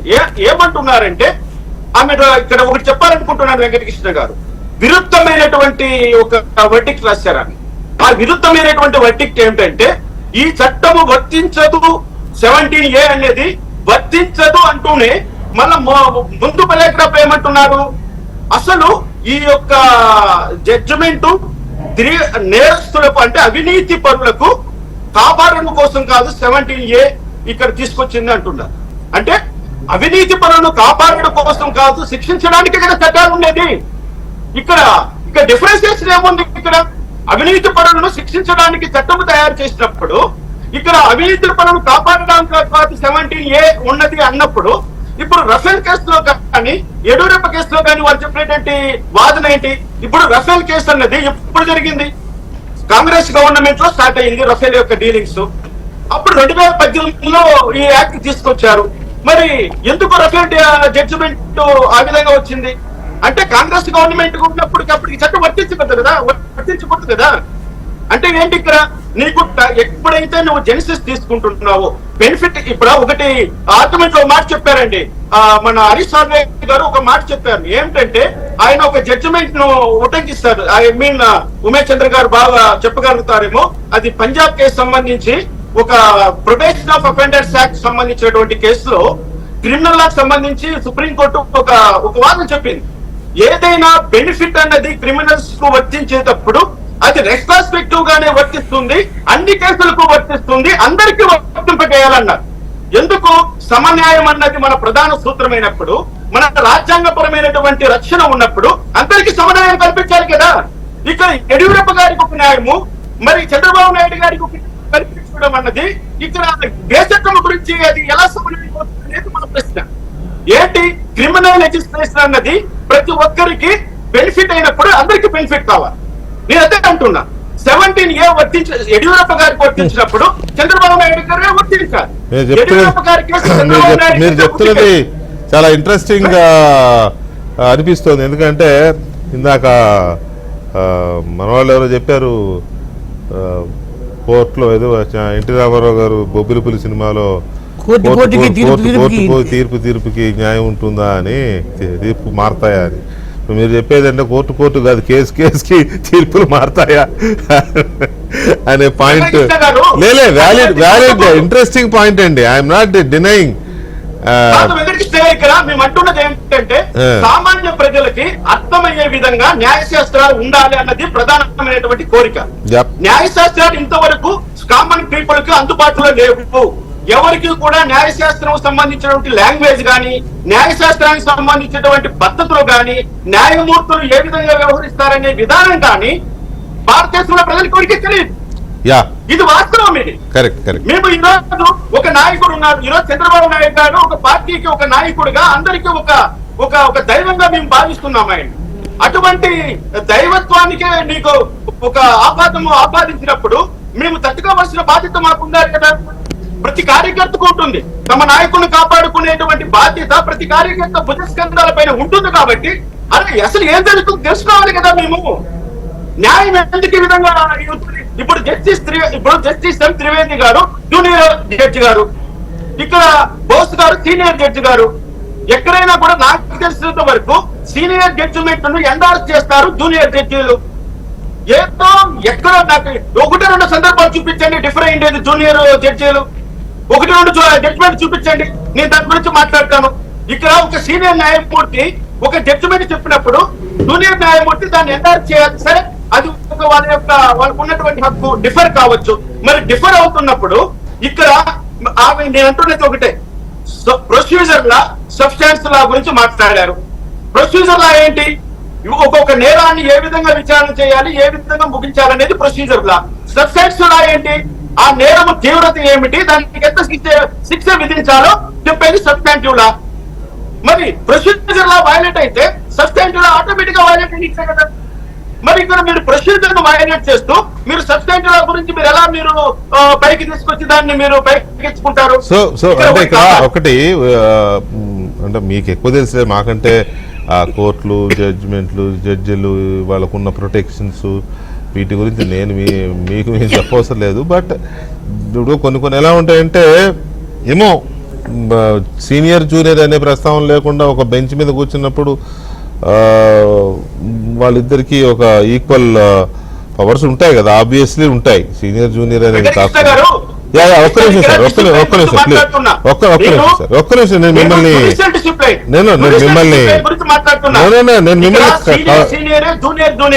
మిమ్మల్ని సార్ నేను మిమ్మల్ని కౌంటర్ చేయట్లా. అంటే జనరల్ ఒపీనియన్ ఎలా ఉంటుందో నేను I want to bring it to your notice, అంతే తప్ప మిమ్మల్ని కౌంటర్. మీరు జడ్జి సార్, మీరు జడ్జిగా చేసిన వారు, మీకంటే ఎక్కువ తెలుసా మాకు. కాకపోతే ఏంటంటే మీకు మీ వ్యవస్థ, మీకు మీ జడ్జిలకి ఒక ప్రొటెక్షన్ ఉంది. అది మరి good or bad, I'm not commenting. Good or bad, you have a protection. ఎవడు ఏం మాట్లాడకూడదు, ఎవడు ఏం అనకూడదు. ఓకే, సో ఇప్పుడు మీరు ప్రొఫెషన్లో ఉండుంటే మిమ్మల్ని కూడా అనడానికి లేదు, మీరు కూడా అనరు. మీరు ఇప్పుడు లేరు కాబట్టి మీరు మాట్లాడగలుగుతున్నారు. మీకు ఆ ప్రొసీజర్స్ తెలుసు కాబట్టి ఇంకొంచెం డీప్గా వెళ్ళగలుగుతారు. రైట్, ఎనీవే ఒక్క నిమిషం. ఇక్కడ ఈ కీలకమైన అంశం ఏంటంటే, ఇప్పుడు తెలుగుదేశం పార్టీ ఏం చేయాలనుకుంటోంది, వాట్ నెక్స్ట్? దీన్ని విస్తృత ధర్మాసనం చీఫ్ జస్టిస్ గారి దగ్గరికి వెళ్ళింది. వారు ఏం చేస్తారు? వారు 3 జడ్జిల బెంచ్కి ఇస్తారా, 5 జడ్జిల బెంచ్కి ఇస్తారా అనేది ఒక అంబిక్విటీ ఉంది. తెలుగుదేశం పార్టీ ఏం చేయాలనుకుంటుంది, వాట్ నెక్స్ట్?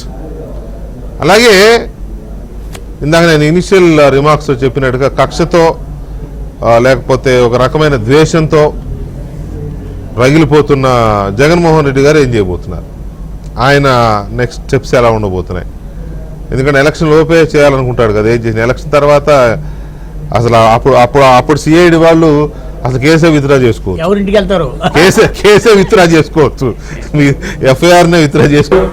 ఎంతో సుదీర్ఘకాలం, అంటే 3 నెలలు నిజానికి పెద్ద కాలం కాకపోయినా ఒక రకంగా టెన్షన్తో కూడిన టైం కాబట్టి 3 మంత్స్గా వెయిట్ చేస్తున్న డే ఇది. కానీ ప్రిడిక్షన్స్ ఒకలా ఉంటే అది పూర్తి వ్యతిరేకంగానూ లేదు, అలాగనే పూర్తి అనుకూలంగానూ లేకుండా జడ్జిమెంట్ వచ్చింది. సో ఏంటి పార్టీలో రియాక్షన్ కానీ లేకపోతే బాబు గారి రియాక్షన్, చంద్రబాబు నాయుడు గారి రియాక్షన్ కానీ ఎలా ఉంది? ఏమనుకుంటున్నారు అసలు ఈ జడ్జిమెంట్ మీద?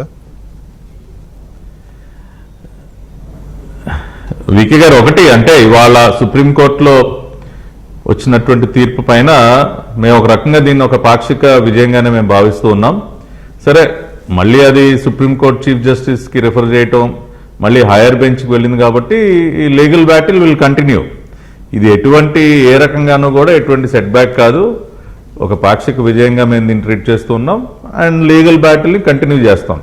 ఎందుకంటే ప్రజా కోర్టులో ఆల్రెడీ మేము గెలిచాం వికే గారు. We already won in the people's court. ఈ తప్పుడు కేసులు వెనుకున్నటువంటి పరమార్థం ఏంటో ప్రజలు అర్థం చేసుకున్నారు.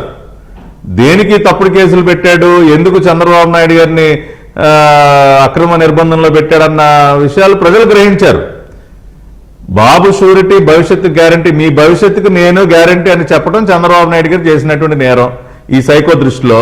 అందుకని ఆ కార్యక్రమంలో ఉండగా ఆయన పైన ఒకదాని మీద తర్వాత ఒకటి తప్పుడు కేసులు పెట్టి అక్రమంగా నిర్బంధించారు. రాష్ట్ర ప్రజల భవిష్యత్తుకి ఎవడో గ్యారంటీ ఇవ్వకూడదు. ఈ సైకో చేతిలో నలిగిపోవాలి ఈ రాష్ట్ర ప్రజలందరూ కూడా. సో బాబు గారు ఒక పక్కన ఒక ధైర్యాన్ని ఇస్తున్నారు కాబట్టి అక్రమ కేసులు పెట్టాలి, ప్రజలకు దూరం చేయాలి. ఆయనని స్కిల్ డెవలప్మెంట్ కేసులు అరెస్ట్ చేసిన రోజు నుంచి ఎన్ని తప్పుడు కేసులు పెట్టినా ప్రతి కేసుకు సంబంధించినటువంటి వాస్తవాలు ఇప్పటికే మేము వెబ్సైట్లు ఓపెన్ చేసి మరీ ప్రజల ముందు ఉంచాం. అది గుర్తుపెట్టుకోవాలి వికే గారు. AP skill development truth.com. నేను ఛాలెంజ్ చేస్తా ఉన్నా, ఇప్పటి వరకు దేశంలో అనేక మంది రాజకీయ నాయకులపైన అనేక ఆరోపణలు వచ్చాయి సార్. ఇప్పటి వరకు ఏ రాజకీయ నాయకుడైనా ఇవిగో వాస్తవాలని చెప్పి ఒక వెబ్సైట్ ఓపెన్ చేసి డాక్యుమెంట్స్ అన్ని పబ్లిక్ డొమైన్ లో పెట్టారా? చంద్రబాబు నాయుడు గారు పెట్టారు. ఎందుకంటే అది ఆయనలో ఉన్నటువంటి నిజాయితీ. పుస్తకాలు ప్రింట్ చేసి ఇంటింటికి పంచిపెట్టాం సార్. ఫైబర్ నెట్ ఏంటి, ఇన్నర్ రింగ్ రోడ్ ఏంటి, ప్రతిదీ పవర్ పాయింట్ ప్రజెంటేషన్లు ఇచ్చాం. నేను స్వయంగా అనేక పవర్ పాయింట్ ప్రజెంటేషన్లు ఇచ్చా. ఎందుకు ఇవ్వగలిగాను? నేను మా నాయకుడిలో ఉన్నటువంటి నిజాయితీ. మేమే తప్పు చేయలేదు కాబట్టి ప్రతి ఒక్క డాక్యుమెంట్ని ప్రజల ముందు ఉంచగలిగాం. కాబట్టి ప్రజా కోర్టులో ఆల్రెడీ మేము అద్భుతమైనటువంటి విజయం సాధించాం. 53 రోజుల పాటు చంద్రబాబు నాయుడు గారిని అక్రమంగా నిర్బంధించి ఆయన విడుదలైన రోజును మీరు చూశారు. ప్రజల నుంచి వచ్చినటువంటి స్పందన. కొన్ని లక్షల మంది రాజమండ్రి నుంచి విజయవాడ రావడానికి 17 గంటలు పట్టింది సార్. ఇంకా అంతకంటే మాకేం తీర్పు కావాలి సార్? అదే ఒక అద్భుతమైన తీర్పు. నిజంగా ప్రజలు చంద్రబాబు నాయుడు గారు భావిస్తే పట్టాభి గారు, ఓకే అప్పుడు జరిగింది, అరెస్ట్ చేసి కర్నూలు నుంచి ఇక్కడ తీసుకొచ్చారు, తర్వాత జైల్లో పెట్టారు, జైలు నుంచి పెద్ద ట్రావెల్ జరిగింది, పెద్ద ప్రజలు స్వచ్ఛందంగా పొసెషన్లో పాల్గొన్నారు, బ్రహ్మాండమైన జూలూస్ తీశారు. ఇది ఓకే, దాన్ని ఎవరు ఇది చేయట్లేదు. ఆయన హెల్త్ను కూడా ప్రభుత్వం నిర్లక్ష్యం చేసింది. ఇవన్నీ ప్రజలకు తెలిసినవే. రోజు ప్రజల చర్చ జరిగింది. ప్రజలే ఒక రకమైన దీనికి వచ్చేసారు, ఒక ఒపీనియన్కి వచ్చేసారు ఆ విషయంలో, నో డౌట్. జగన్మోహన్ రెడ్డి ఎంత వెండేటా పాలిటిక్స్ పాల్పడుతున్నారు అనేది అర్థమైపోయింది. దాని గురించి కాదు ఇక్కడ ఇష్యూ. ఇది నేను ఇందాక మా రామారావుని ఒక క్వశ్చన్ అడిగాను, పార్టీ ఎవరిని కూడా, మిమ్మల్ని కూడా అదే అడుగుతున్నా. చంద్రబాబు నాయుడు గారు మొదటి నుంచి కూడా ఈ కేసులో బెయిల్ పిటిషన్కి వ్యతిరేకంగా ఉన్నారు. బెయిల్ కాదు, ఇది తప్పుడు కేసు, ఇది కొట్టేయాలి, క్వాష్ పిటిషనే వేయండి అని లాయర్లకి రిపీటెడ్గా ఇన్సిస్ట్ చేశారు. అలా రైట్? అలాంటిది సరే లాస్ట్ మినిట్లో లాయర్లు మరి వాళ్ళు ఏం ఊహించారో ఏమో తెలియదు కానీ బెయిల్ పిటిషన్ వేశారు, బెయిల్ వచ్చింది, ఇట్స్ గుడ్, అది జరిగిపోయింది. కానీ చంద్రబాబు నాయుడు గారు అంత కాన్ఫిడెంట్గా ఇది క్వాష్ అవ్వాలని కోరుకుంటే హైకోర్టులో కొట్టేసింది పిటిషన్ని. సుప్రీంకోర్టుకి వెళ్తే సుప్రీంకోర్టు ఈవేళ విభిన్నమైన తీర్పులు ఇచ్చారు ఇద్దరు జడ్జిలు. సో దీని మీద ఏమనుకుంటున్నారు అంటే ఆయన అంత కాన్ఫిడెంట్గా కొట్టేయాల్సిన కేసు అని ఫీల్ అయినప్పుడు కోర్టులో అలా రాలేదు కదా అంటున్నా. వికే గారు, the issue is not at closed. ఇవాళ బేలా త్రివేది గారు కానీ అనిరుద్ధ్ బోస్ గారు కానీ ఇవాళ వాళ్ళు ఏం చెప్పారు, మేము దీన్ని హయ్యర్ బెంచ్ సిజే గారు ఉన్న బెంచ్కి మేము రిఫర్ చేస్తున్నాం అన్నారు. కాబట్టి ఈ మ్యాటర్ ఇంకా క్లోజ్ అవ్వాలా, మా న్యాయ పోరాటం కొనసాగుతుంది. ఇవాళ నేను ఒక 2 లైన్లు చదివి వినిపిస్తా వికే గారు. అనిరుద్ధ్ బోస్ గారు చాలా స్పష్టంగా ఏం చెప్పారు, సీనియర్ జడ్జ్ ఇందాక రామకృష్ణ గారు చెప్పినట్టు ఆయన చాలా స్పష్టంగా in inquiry or enquiry is needed against public servant after section 17A becomes operational previous approval of authority postulated has to be obtained అని అంటూనే ఆయన ఇంకొక మాట కూడా అన్నారు, liberty is given to state to obtain the approval of the concerned authority. మీరు ముందస్తుగా అనుమతి తీసుకోవాలి, చంద్రబాబు నాయుడు గారి విషయంలో గవర్నర్ దగ్గర అనుమతి తీసుకోవాలి. Liberty is given to the state to obtain that permission అని అన్నారు ఆయన అనిరుద్ధ్ బోస్ గారు. ఇప్పుడు వెళ్ళమని కాదు సార్, ఇవాళ వైఎస్ఆర్ కాంగ్రెస్ పార్టీ నాయకులు కొన్ని కుక్కలు మొరుగుతా ఉన్నాయి సాయంత్రం నుంచి. నేను ఇవాళ ఛాలెంజ్ చేస్తా ఉన్నా మొరిగే కుక్కలన్నిటికీ. ఇవాళ అనిరుద్ధ్ బోస్ గారు సుప్రీంకోర్టులో చాలా స్పష్టంగా మీరు కన్సర్న్డ్ అథారిటీ అయిన గవర్నర్ దగ్గరికి వెళ్లి మీ దగ్గర ఉన్నటువంటి డాక్యుమెంట్స్ చూపించి ఆయన అనుమతి తీసుకోండి అని స్వయంగా చెప్పారు. వెళ్లే దమ్ము మీలో ఎవరికైనా ఉందా? ఇవాళ ఆంధ్రప్రదేశ్ గవర్నర్ ఒక రిటైర్డ్ సుప్రీంకోర్టు జడ్జ్, ఇవాళ జస్టిస్ నజీర్ గారు, ఆయన గవర్నర్, ఆయనకేమి ఎక్కువ టైం అక్కర్లా, ఆయన ఈజీగా అర్థం చేసుకుంటారు. ఆయనేం ఇంకొక న్యాయ కోవిదుడి దగ్గర సలహా కూడా అడగక్కర్లా.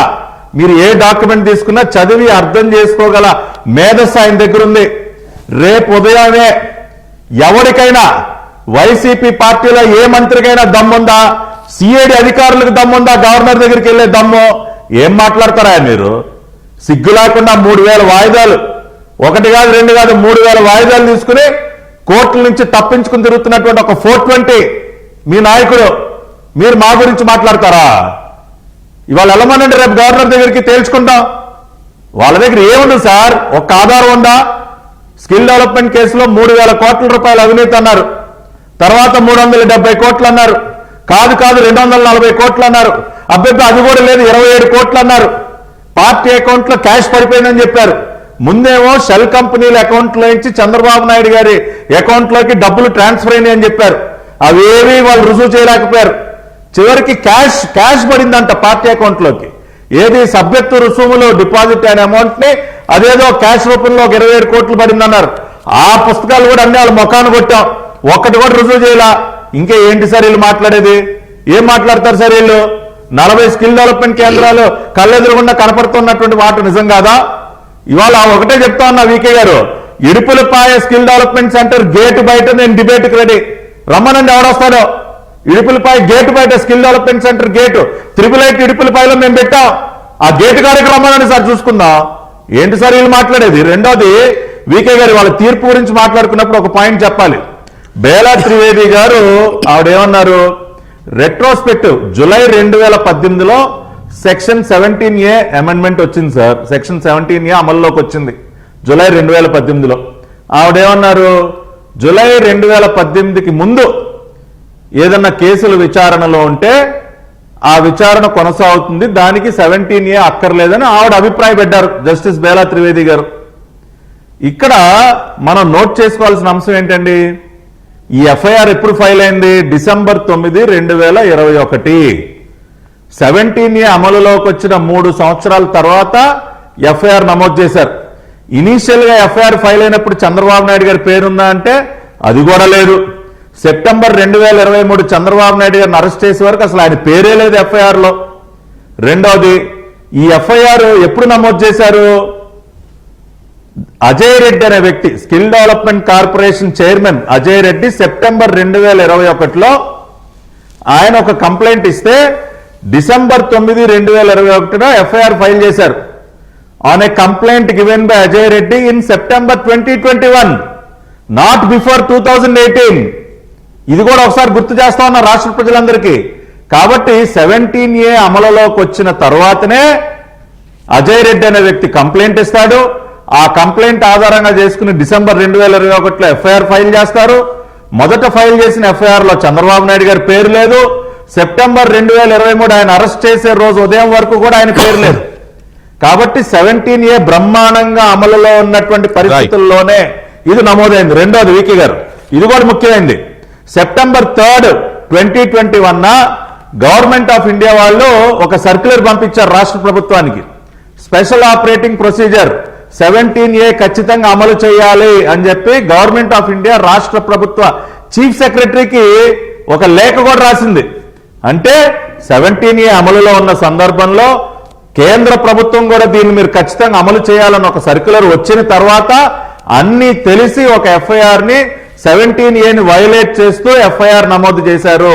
కాబట్టి ఈ వాస్తవాలన్నీ మళ్ళీ గౌరవ ప్రధాన న్యాయమూర్తి గారు chief justice of India bench కి కేసు రిఫర్ అవుతుంది కాబట్టి అక్కడ మా లాయర్లందరూ కూడా మళ్ళీ ఈ వాస్తవాలన్నీ వారి దృష్టికి తీసుకెళ్తారు. కాబట్టి లీగల్ గా మేమేమి ఆందోళన చెందాల్సిన అవసరం లేదు. ఇవాళ పొన్నవాళ్ళు సుధాకర్ వైసీపీ కార్యకర్తలాగా మాట్లాడుతూ ఉన్నాడు. ఒక్క నిమిషం సార్, పొన్నవాళ్ళు సుధాకర్ రెడ్డి గురించి ఒక మాట చెప్పాలి. ఈ పొన్నవాళ్ళు సుధాకర్ రెడ్డి ఒక వైసీపీ కార్యకర్త. వీళ్ళ యొక్క టాలెంట్ ఇక్కడ అమరావతిలో చూసాం, హైదరాబాద్ లో చూసాం, ఢిల్లీలో సిఐడి చీఫ్స్ ని సంజయ్ వేసుకుని 3 చోట్ల ప్రెస్ మీట్లు పెట్టాడు, అబాసుపాలైపోయాడు. గంగా నది నాసిక్ లో పుట్టిందా? పెద్ద జోక్. ఈ జోకులు ఎవరు మర్చిపోలేదు సార్ ఇప్పటి వరకు. ఆ రోజున మీడియా వాళ్ళు అడిగే ప్రశ్నలకు ఒక్కదానికి సమాధానం లేదు ఈ పొన్నవాళ్ళు సుధాకర్ రెడ్డికి. ఇతను ఇవాళ మాట్లాడతాడు he is unfit to be an additional advocate general, ఒక పార్టీ కార్యకర్తగా ఉంటూ. కాబట్టి ఇవాళ ఈ పొన్నవాళ్ళు లాంటి బులుగు కార్యకర్తలు, బులుగు ముసుగేసుకున్నటువంటి కార్యకర్తలు ఎన్ని వాగినా అంతిమంగా న్యాయస్థానంలో విజయం మాదే. ప్రజా కోర్టులో ఆల్రెడీ విజయం సాధించేశాం, అది కూడా చెప్తా ఉన్నా.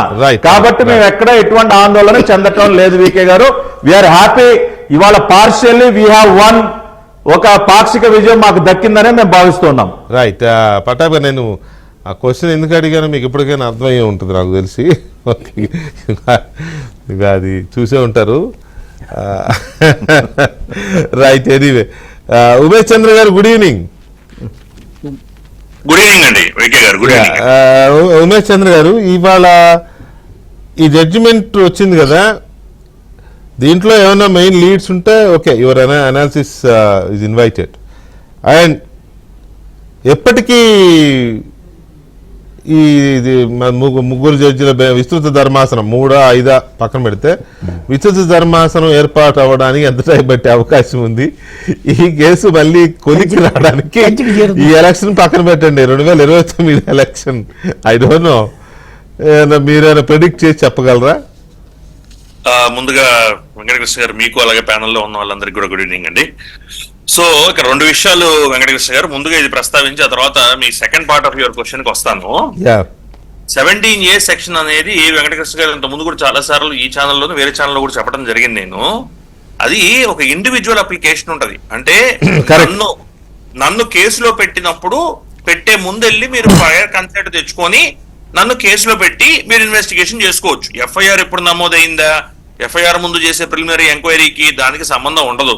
సో నా అండర్స్టాండింగ్ ఏంటంటే అది ఇండివిజువల్ కి ఇచ్చిన ప్రొటెక్షన్. మీరు అబ్జర్వ్ చేస్తే దాని లాంగ్వేజ్ కూడా ఏదైతే మన చట్టం చేసేటప్పుడు పార్లమెంట్ ఏదైతే లాంగ్వేజ్ అడాప్ట్ చేసిందో 17Aకి అమెండ్మెంట్ చేసినప్పుడు 2018లో పబ్లిక్ సర్వెంట్, అంతేగాని ఆ పబ్లిక్ సర్వెంట్ మీద మీరు ఒక నేరం మోపి ఆ పబ్లిక్ సర్వెంట్ మీద మీరు ఒక ప్రాసిక్యూషన్ ఇన్వెస్టిగేషన్ మీరు స్టార్ట్ చేయాలనుకున్నప్పుడు దానికి ముందు మీరు పోయి పర్మిషన్ తెచ్చుకోవాలి. ఆ ప్రకారంగా చూస్తే చంద్రబాబు నాయుడు గారి మీద 2023లో ఆ కేసులో అరెస్ట్ అయ్యేంత వరకు ఆయన FIR లో ఎక్కడ చూపించలేదు. సరే, అక్కడ వాళ్ళు మాట్లాడారు, వాళ్ళ స్టేట్మెంట్ లో మాట్లాడారు, వీళ్ళ స్టేట్మెంట్ లో మాట్లాడారు, పక్కన పెడితే మీరు ఒక మెమోని వేసి న్యాయస్థానంలో చంద్రబాబు నాయుడు గారిని 37, 38 అనుకుంటుంది అంటే సబ్జెక్ట్ టు కరెక్షన్ ఆయన్ని చూపించినప్పుడు మాత్రమే ఇది ఆయనకి అప్లికబిలిటీ అనేది వస్తుంది. 17A has individual application. So that is the fundamental point to be answered. అది ఎక్కడ ఆన్సర్ చేయలేదని నాకు చాలా ఇబ్బందిగా ఉంది. ఎందుకంటే FIR మొత్తానికి 17Aకి సంబంధం ఏంటి? నన్ను ఒక పబ్లిక్ సర్వెంట్ గా ఉన్న నాకు ఇచ్చిన ప్రొటెక్షన్. సో నన్ను FIR లో ఒక భాగంగా చేసినప్పుడు మాత్రమే 17A ముందు ప్రయర్ కన్సెంట్ తీసుకోవాలి. అప్పుడు రెట్రోస్పెక్టివా, ప్రాస్పెక్టివా, వెనక ముందా ఈ సమస్యలేవి రావు. This is the literal understanding of the law. ఇంకోటి, honourable justice Bela M Trivedi గారు, ఎందుకంటే పేర్లు ఎందుకు చేస్తా అంటే 2 డిసెంటింగ్ జడ్జ్మెంట్స్ ఉన్నాయి కాబట్టి, ఒకళ్ళు ఒక విధంగా, ఒక జడ్జి గారు ఒక విధంగా, ఇంకో జడ్జి గారు ఇంకో విధంగా ఇచ్చి ఎప్పుడు మనం పేర్లు మనం ప్రస్తావించాం మన షోలో కూడా. ఓన్లీ సుప్రీంకోర్టు చెప్పింది, హైకోర్టు చెప్పింది అంటుంటాం.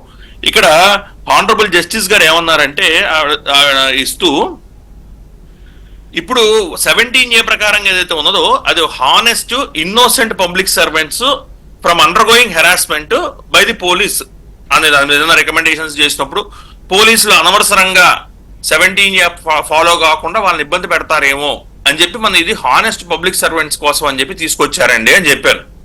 మరి జడ్జి గారు చెబుతూ it cannot be the object of 17A to give benefit to dishonest or corrupt public servants అని చెప్పడం జరిగింది. మరి చంద్రబాబు నాయుడు గారు తీసుకున్న డెసిషన్స్ కరెక్ట్ పబ్లిక్ డెసిషన్స్ అంటున్నారా, లేదా ఆయన హానెస్టీతో తీసుకున్నారు అంటున్నారా, హానెస్టీతో తీసుకోలేదు కాబట్టి 17A అప్లికబిలిటీ లేదంటున్నారా? అంటే నా క్వశ్చన్ ఇక్కడ మీరు మళ్ళొకసారి నాకు అర్థమైంది. అంటే ఆ జడ్జి ఆవిడ జడ్జిమెంట్ ప్రొనౌన్స్ చేస్తూ దాంట్లో అంటే ఇండైరెక్ట్ గా డిజానెస్ట్ అని ఏమన్నా అనౌన్స్ చేస్తున్నారా? అది ఒక స్పెషల్ లీవ్ పిటిషన్ లో SLP లో ఒక ట్రయల్ ఏమి కండక్ట్ కాకుండా ఒక ప్రొసీజర్ ఉంటుంది, ఒక ట్రయల్ ఆ ప్రాసెస్ అంతా ఫాలో కాలేదు కదా, అప్పుడే మనం ఎలా how can we jump to conclusion అంటాం ఇంగ్లీష్ లో, how can we jump to conclusion, అదొక పాయింట్. రెండో పాయింట్, ఒక ఒపీనియన్ ఏమొచ్చిందంటే మొత్తం ఈ జడ్జిమెంట్ లో honourable justice senior judge Anirudh Bose గారు కానీ honourable justice Bela M Trivedi గారు కానీ చెప్పింది ఏంటంటే, సరేనండి 17A అప్లికేషన్ ఉన్న ఓన్లీ స్పెషల్ స్టాట్యూట్ గా ఉన్న ప్రివెన్షన్ ఆఫ్ కరప్షన్ యాక్ట్ అవినీతి నిరోధక చట్టానికి మాత్రమే వర్తిస్తుంది, IPC అఫెన్స్లకు ఇది వర్తించదు, IPC అఫెన్స్ల మీద మీరు ప్రొసీడ్ అయిపోవచ్చు అన్న వర్జన్ కూడా ఈ డెసిషన్ లో మనకు వచ్చింది. రేపు ఇది కూడా లార్జర్ బెంచ్ కు కన్సిడరేషన్ అవుతుంది. Certainly it will fall for consideration before the larger bench. Point ఏంటంటే ఈ ప్రివెన్షన్ ఆఫ్ కరప్షన్ యాక్ట్ కానీ, narcotic drugs and psychotropic substances act కానీ, SC/ST prevention of atrocities act కానీ, ఇవన్నీ మనం స్పెషల్ స్టాట్యూట్స్ అంటాం లీగల్ టర్మ్స్ లో, లీగల్ టర్మినాలజీ. ఎంత తెలుగులో ఎంత తెలుగులో ఎక్స్ప్లెయిన్ చేయగలిగితే అంత తెలుగులో ఎక్స్ప్లెయిన్ చేయడానికి ప్రయత్నం చేస్తున్నాం వెంకటకృష్ణ గారు. వీటన్నిటిని మనం స్పెషల్ చట్టాలు అంటాం. ఎప్పుడైనా ఒక స్పెషల్ చట్టం ఒక రెగ్యులర్ చట్టం IPC లాంటి ఇండియన్ పీనల్ కోడ్ లాంటి ఒక రెగ్యులర్ చట్టం ఉన్నప్పుడు స్పెషల్ చట్టమే ప్రివేల్ ఓవర్ అవుతుంది రెగ్యులర్ చట్టం కింద అంటాం.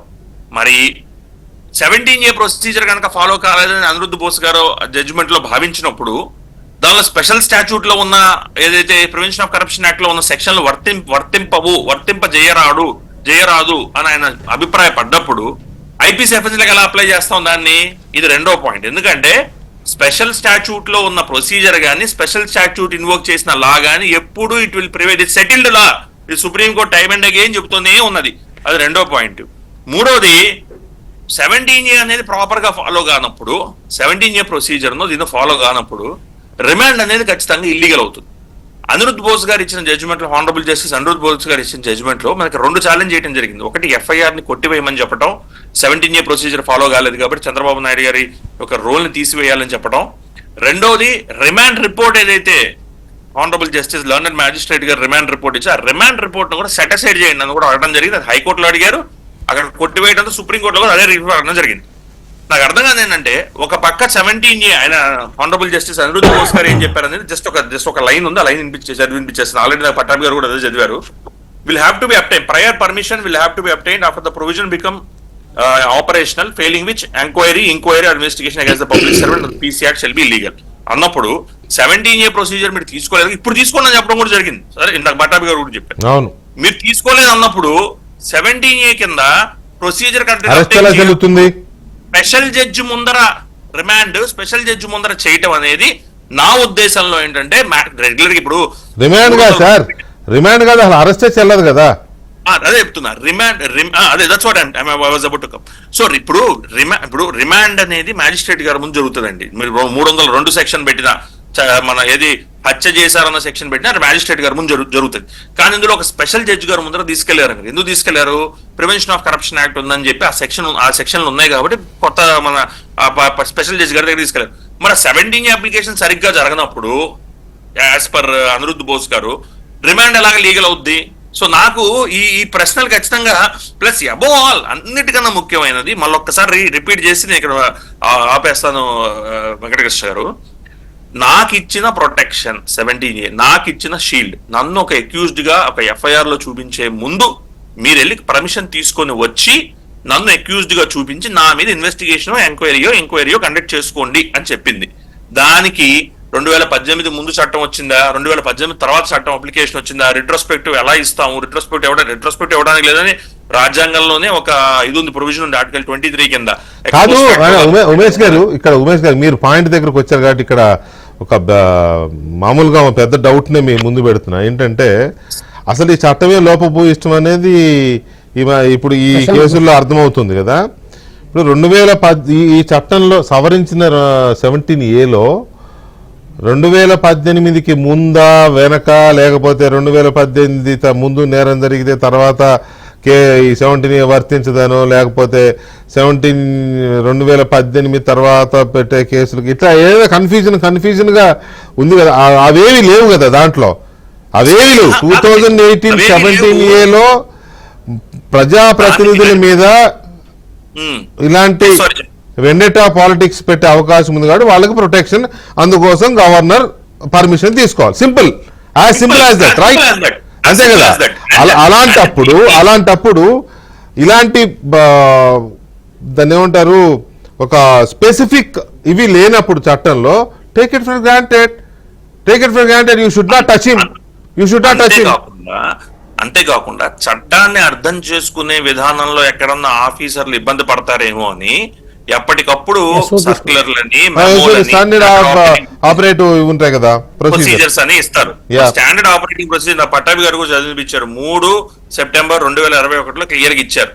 ఆ వ్యక్తి గురించి దానిలో point number 3 processing of information received by police officer వచ్చింది. అక్కడికి వచ్చిన తర్వాత ఆ పబ్లిక్ సర్వెంట్ మీద against whom the offence has been alleged, అది ఎవరికి అగెన్స్ట్ గా అయితే నువ్వు అఫెన్స్ ఎలిజ్ చేశావో అతనికి సంబంధించిన అఫీషియల్ ఎవరైతే, అతని అథారిటీ ఎవరైతే, ఆయన ఆఫీస్ నుంచి తీసేయగలిగే అథారిటీ ఎవరైతే ఉంటారో ఆ సమయంలో ఆయన ఎప్పుడు తప్పు చేశారంటున్నారో ఆ సమయంలో అప్పుడు అథారిటీ ఎవరో చూసుకొని ఇప్పుడు ఆ అథారిటీ దగ్గర పర్మిషన్ తీసుకోమని క్లియర్ గా ఇండివిజువల్కి ఇస్తే చట్టం ఎప్పుడు ఎఫ్ఐఆర్ ఎప్పుడు నమోదైతే ఉంది, ఎంక్వైరీ ఎప్పుడు కండక్ట్ అయితే ఏముంది, ఏది ఎప్పుడు కండక్ట్, ఇది నాకు వచ్చిన ఇండివిజువల్ ప్రొటెక్షన్, ఇండివిజువల్ రైట్. అలాంటప్పుడు నన్ను కేసులో పెట్టే ముందు తీసుకురావాలి. అంటే 2023 అక్టోబర్లో చంద్రబాబు నాయుడు గారిని అరెస్ట్ చేసినప్పుడు ఈ కేసులో దానికి ముందు వెళ్ళి మీరు ప్రయర్ కన్సెంట్ తెచ్చుకోవాలి. అది అసలు ఎక్కడ అంటే ఫుల్ జడ్జ్మెంట్ రాలేదు అనుకోండి, పబ్లిక్ డొమైన్ లేదు, వచ్చినప్పుడు ఇంకా బెటర్ గా స్పందిస్తాను. అయితే అదెక్కడ ఆర్గ్యుమెంట్ లో కూడా మనం చూడకపోవటం, అదెక్కడ జడ్జిలు కూడా దాని మీద విచారణ వ్యక్తపరచకపోవడం నిజంగా ఆశ్చర్యంగా ఉంది. ఎందుకు ఇది ఒక పబ్లిక్ సర్వెంట్, నేను హానెస్టా డిస్హానెస్టా తర్వాత ట్రయల్ తెలుస్తుంది, వేరే విషయం. నాకు అగెన్స్ట్ గా నాకు అన్నప్పుడు చంద్రబాబు నాయుడు గారికి 838 గాను ఆయన ఇండివిజువల్ గా ఆయన ఎఫ్ఐఆర్ లో పెట్టండి. ముందర వరకు ఎవరి మీద ఎఫ్ఐఆర్ కట్టి ఎవరి మీద ఇన్వెస్టిగేషన్ చేసుకుంటే నా మీద మీకు పర్మిషన్ తెచ్చుకోవాల్సిన అవసరం ఉంది. నన్ను పెట్టినప్పుడు కదా తెచ్చుకోవాలి పర్మిషన్. ఈ చిన్న లాజిక్ ఎలా మిస్ అవుతున్నారని నాకు అర్థం కాని విషయం. No logics only vendetta politics, right? Umesh, ఒక చిన్న బ్రేక్ తర్వాత ఇక్కడ ఇవాళ ఒక చిన్న ఇంట్రెస్టింగ్ డిస్కషన్ కూడా జరిగింది. అది రామకృష్ణ గారు మీరు కూడా చెప్పండి. ఒకటి అంటే ఇద్దరు జడ్జిలు ఉన్న బెంచ్లకు ఇవ్వడం, నాట్ ఓన్లీ దిస్ కేస్, మామూలుగా ఎవ్రీ టైం ఎనీ టైం ఇద్దరు జడ్జిలు ఉన్న బెంచ్లుకి కేసులు అప్పచెప్తే ఇలాంటి విభిన్నమైన అభిప్రాయాలు లేకపోతే తీర్పులు వచ్చే అవకాశం ఉంటుంది. దాంతో మళ్ళీ పై కోర్టుకి లేదా ఇంకొక బెంచ్కి ఇవ్వడము, విస్తృత ధర్మాసనానికి ఇవ్వడము, ఇటువంటివి జరుగుతూ ఉండడం వల్ల టైము ఇదే కదా. ఎందుకు అట్లా? అసలు సింగిల్ జడ్జ్, ఆ తర్వాత 3 జడ్జ్, ఆ తర్వాత 5 జడ్జ్, అట్లా మెజారిటీ ఒపీనియన్స్ ఉండేలాగా అది పెట్టుకోకుండా ఇట్లా పెట్టడం వల్ల టైం ఇది కదా అనేది ఒక ఒపీనియన్. ఎందుకు ఇలా పెడతారు అనేది ఒకటి. రెండోది, ఇప్పుడు ఒక జడ్జి గారు ఒక జడ్జిమెంట్ ఇచ్చారు, ఇంకొక జడ్జి గారు ఇంకొక జడ్జిమెంట్ ఇచ్చారు, డిఫరెన్స్ ఆఫ్ ఒపీనియన్స్. ఇలా ఇచ్చి ఏం చేశారు, చివరికి ఇద్దరు కలిసి చీఫ్ జస్టిస్ గారికి ఇచ్చేశారు, మీరు ఇంకొక లార్జర్ బెంచ్కి ఇవ్వండి అని ఇచ్చేశారు. ఇస్తూ ఏం చేశారు, మొత్తం అంతా చదివి వాళ్ళు రాసిన జడ్జిమెంట్ అంతా ప్రొనౌన్స్ చేశారు. ప్రొనౌన్స్ చేసి ఎండింగ్లో సీజే గారికి ఇస్తున్నాం, లార్జర్ బెంచ్కి అన్నారు. ఆ లార్జర్ బెంచ్కి ఇస్తున్నాం అనే ఏకాభిప్రాయం ఒక్కదాన్ని ప్రొనౌన్స్ చేసి ఉంటే కోర్టుల మీద ఒక డిఫరెంట్ ఒక ఇంకా కొంచెం ఇమేజ్, జ్యుడిషియరీ ఇమేజ్ ఇంకా పెరుగుతుంది కదా. ఇట్లా పెట్టి ఆవిడ మధ్యలో నేను విభేదిస్తున్నానో లేకపోతే నేను డిఫర్ అవుతున్నానో ఇట్లాంటివి రాకుండా ఉంటే బాగుంటుంది కదా అనే ఒక ఒపీనియన్ కూడా ఒకటి.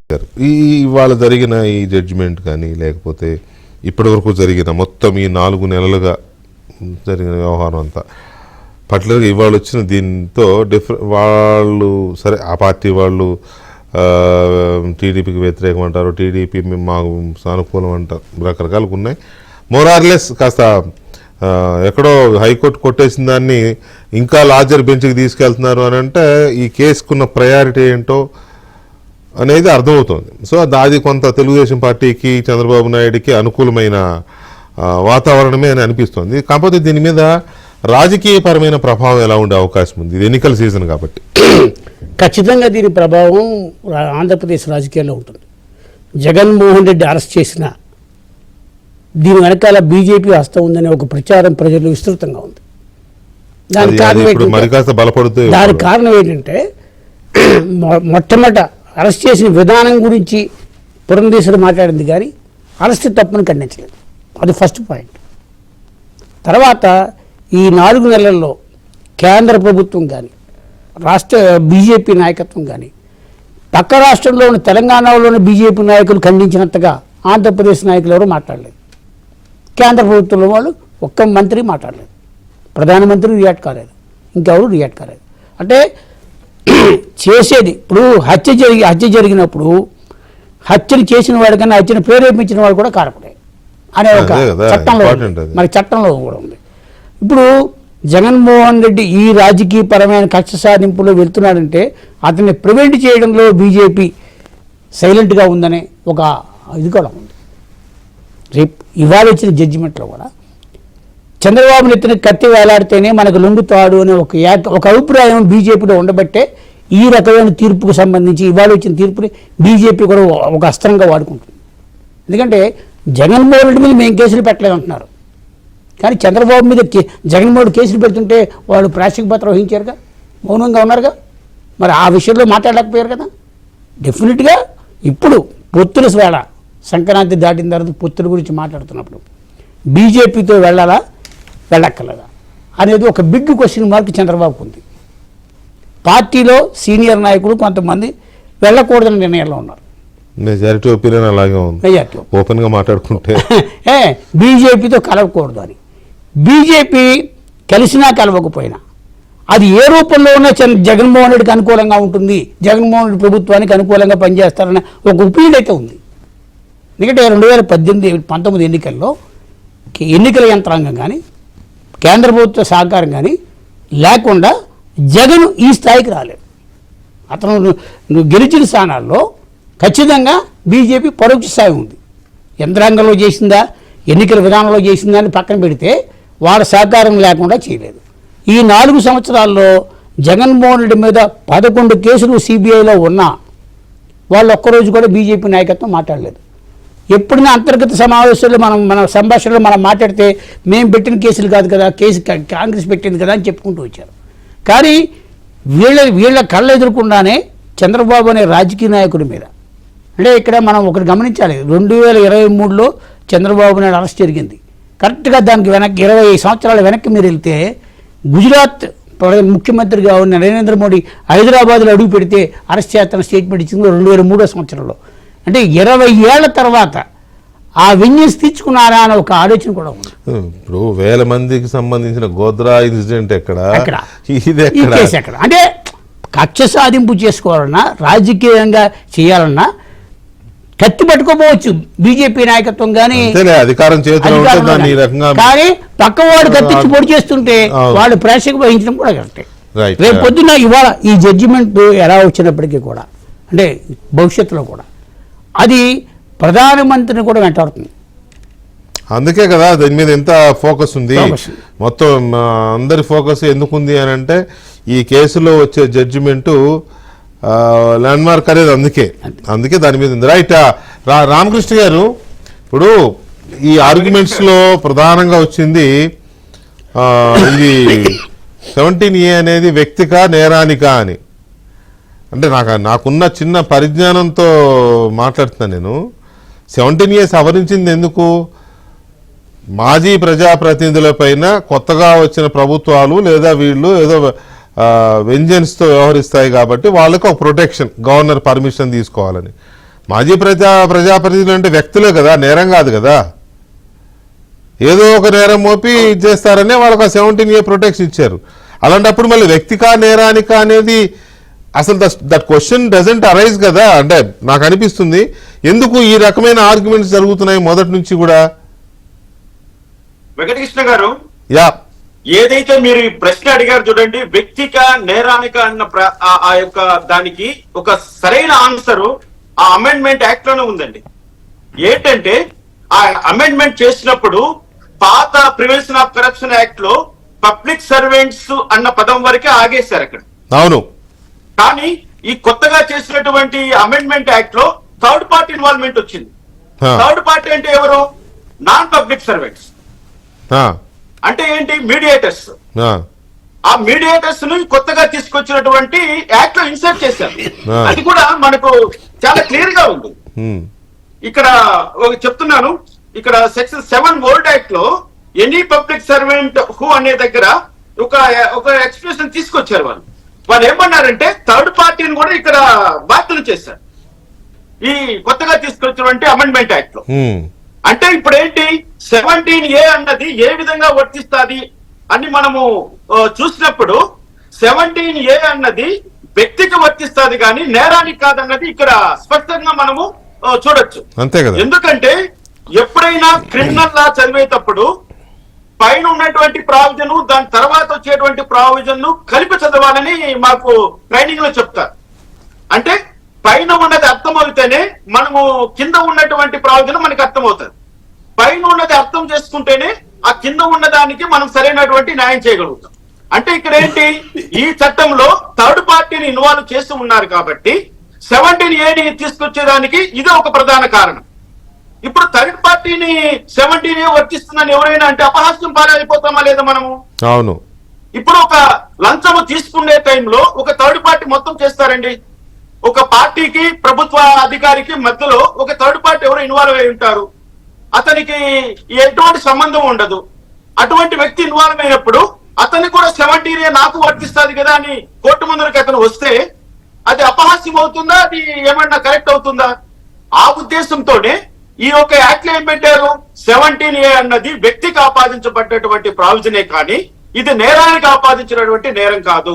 ఇంతకు ముందే మన మిత్రుడు సతీష్ గారు చాలా క్లియర్ గా చెప్పేశారు. ఏమన్నారు అతను, నన్ను అరెస్ట్ చేసేటప్పుడు నాకున్నటువంటి అధికారాన్ని నన్ను మీరు ఉపయోగించాలి కానీ మిగతా విషయాలతో నాకేంటి సంబంధం అని చంద్రబాబు నాయుడు గారు ప్రశ్నించేటువంటి అధికారం ఇక్కడ ఉంది. అవును. ఎందుకు?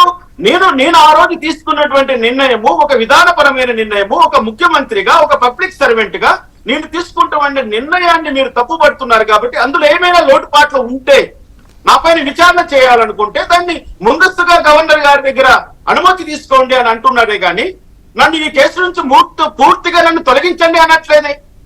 ఇంతకు ముందు పట్టాభి గారు ఒక సంగతి ఒక జడ్జిమెంట్ ఒక పోస్ట్ చదివి వినిపించారు. అవసరం ఉంటే మీరు గవర్నర్ గారి దగ్గరికి వెళ్ళి పర్మిషన్ తీసుకోవచ్చు అని. అది కూడా నేను ఒప్పుకోనండి.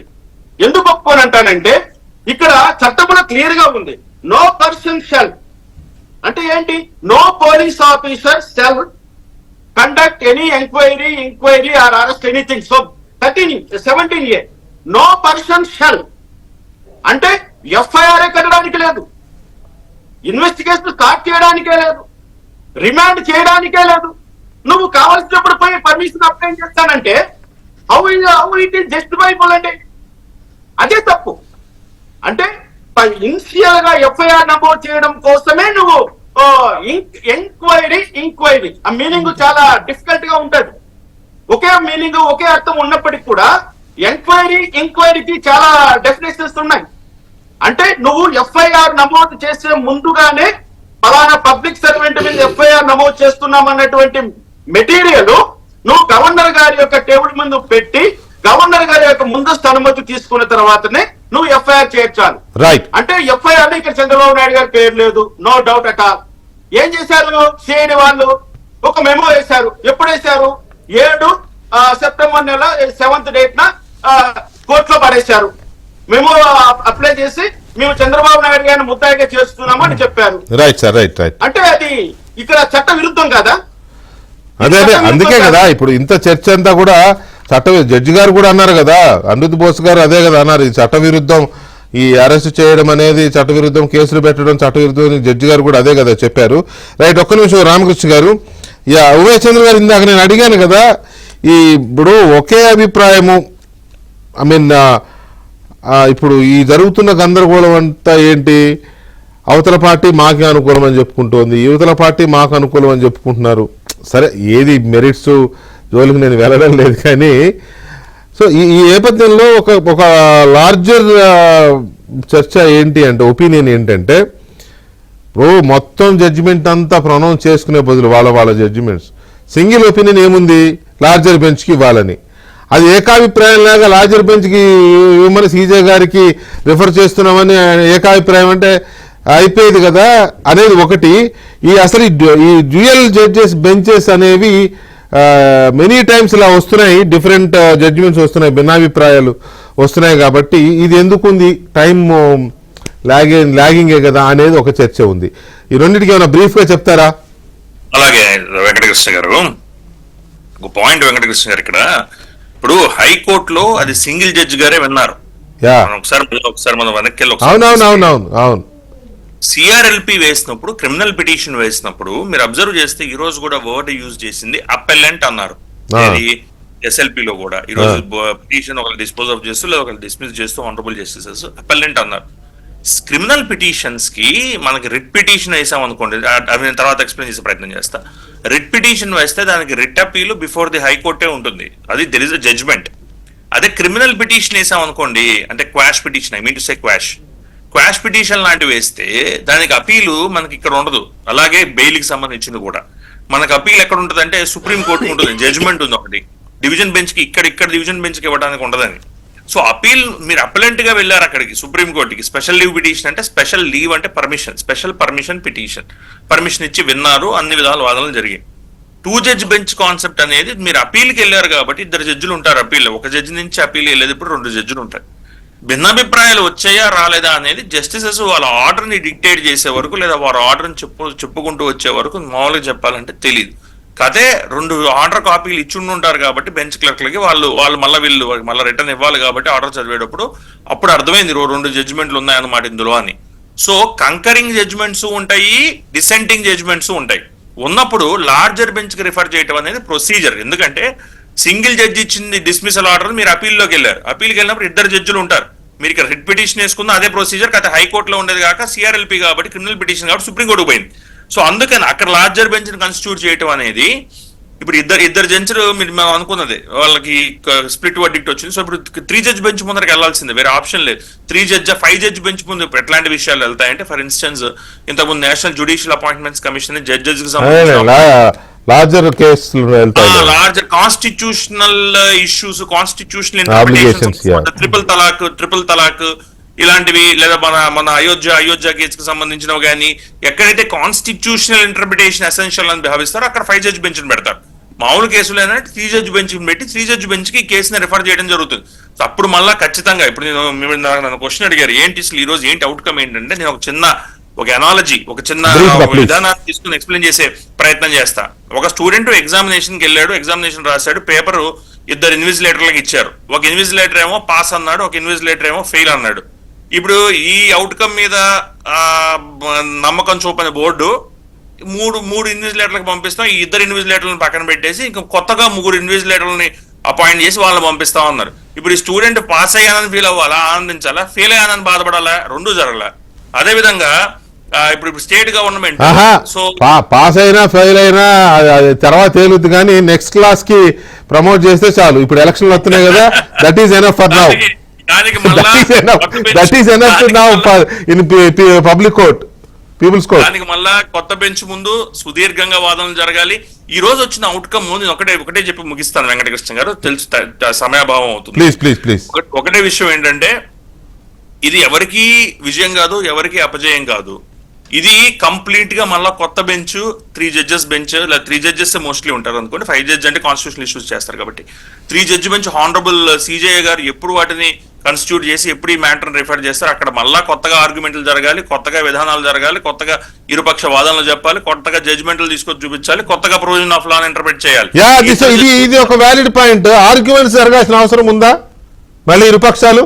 ఖచ్చితంగా ఉంటుందండి, ఖచ్చితంగా కొత్త అంటే ఇందాక నేను ఒక మీడియాలో చూశాను, ఒక సీనియర్ లాయర్ అనుకుంటా, ఆయన చెప్తున్నది ఏంటంటే ఆర్గ్యుమెంట్స్ ఉండవు, ఆర్గ్యుమెంట్స్ వినిపించాల్సిన అవసరం ఉండదు.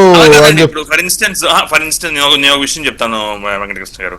నేను ఒక కేసుని మా హైకోర్టు విధానానికి తీసుకుని వస్తా, వచ్చి ఒక ఇద్దరు జడ్జిల ముందు నేను ఆర్గ్యుమెంట్లు సుదీర్ఘంగా వినిపించా. బెంచ్ మారింది అనుకోండి, మళ్ళా నన్ను ఆర్గ్యుమెంట్లు వాళ్ళు వినాలి కదా, వాళ్ళకి తెలియాలి కదా.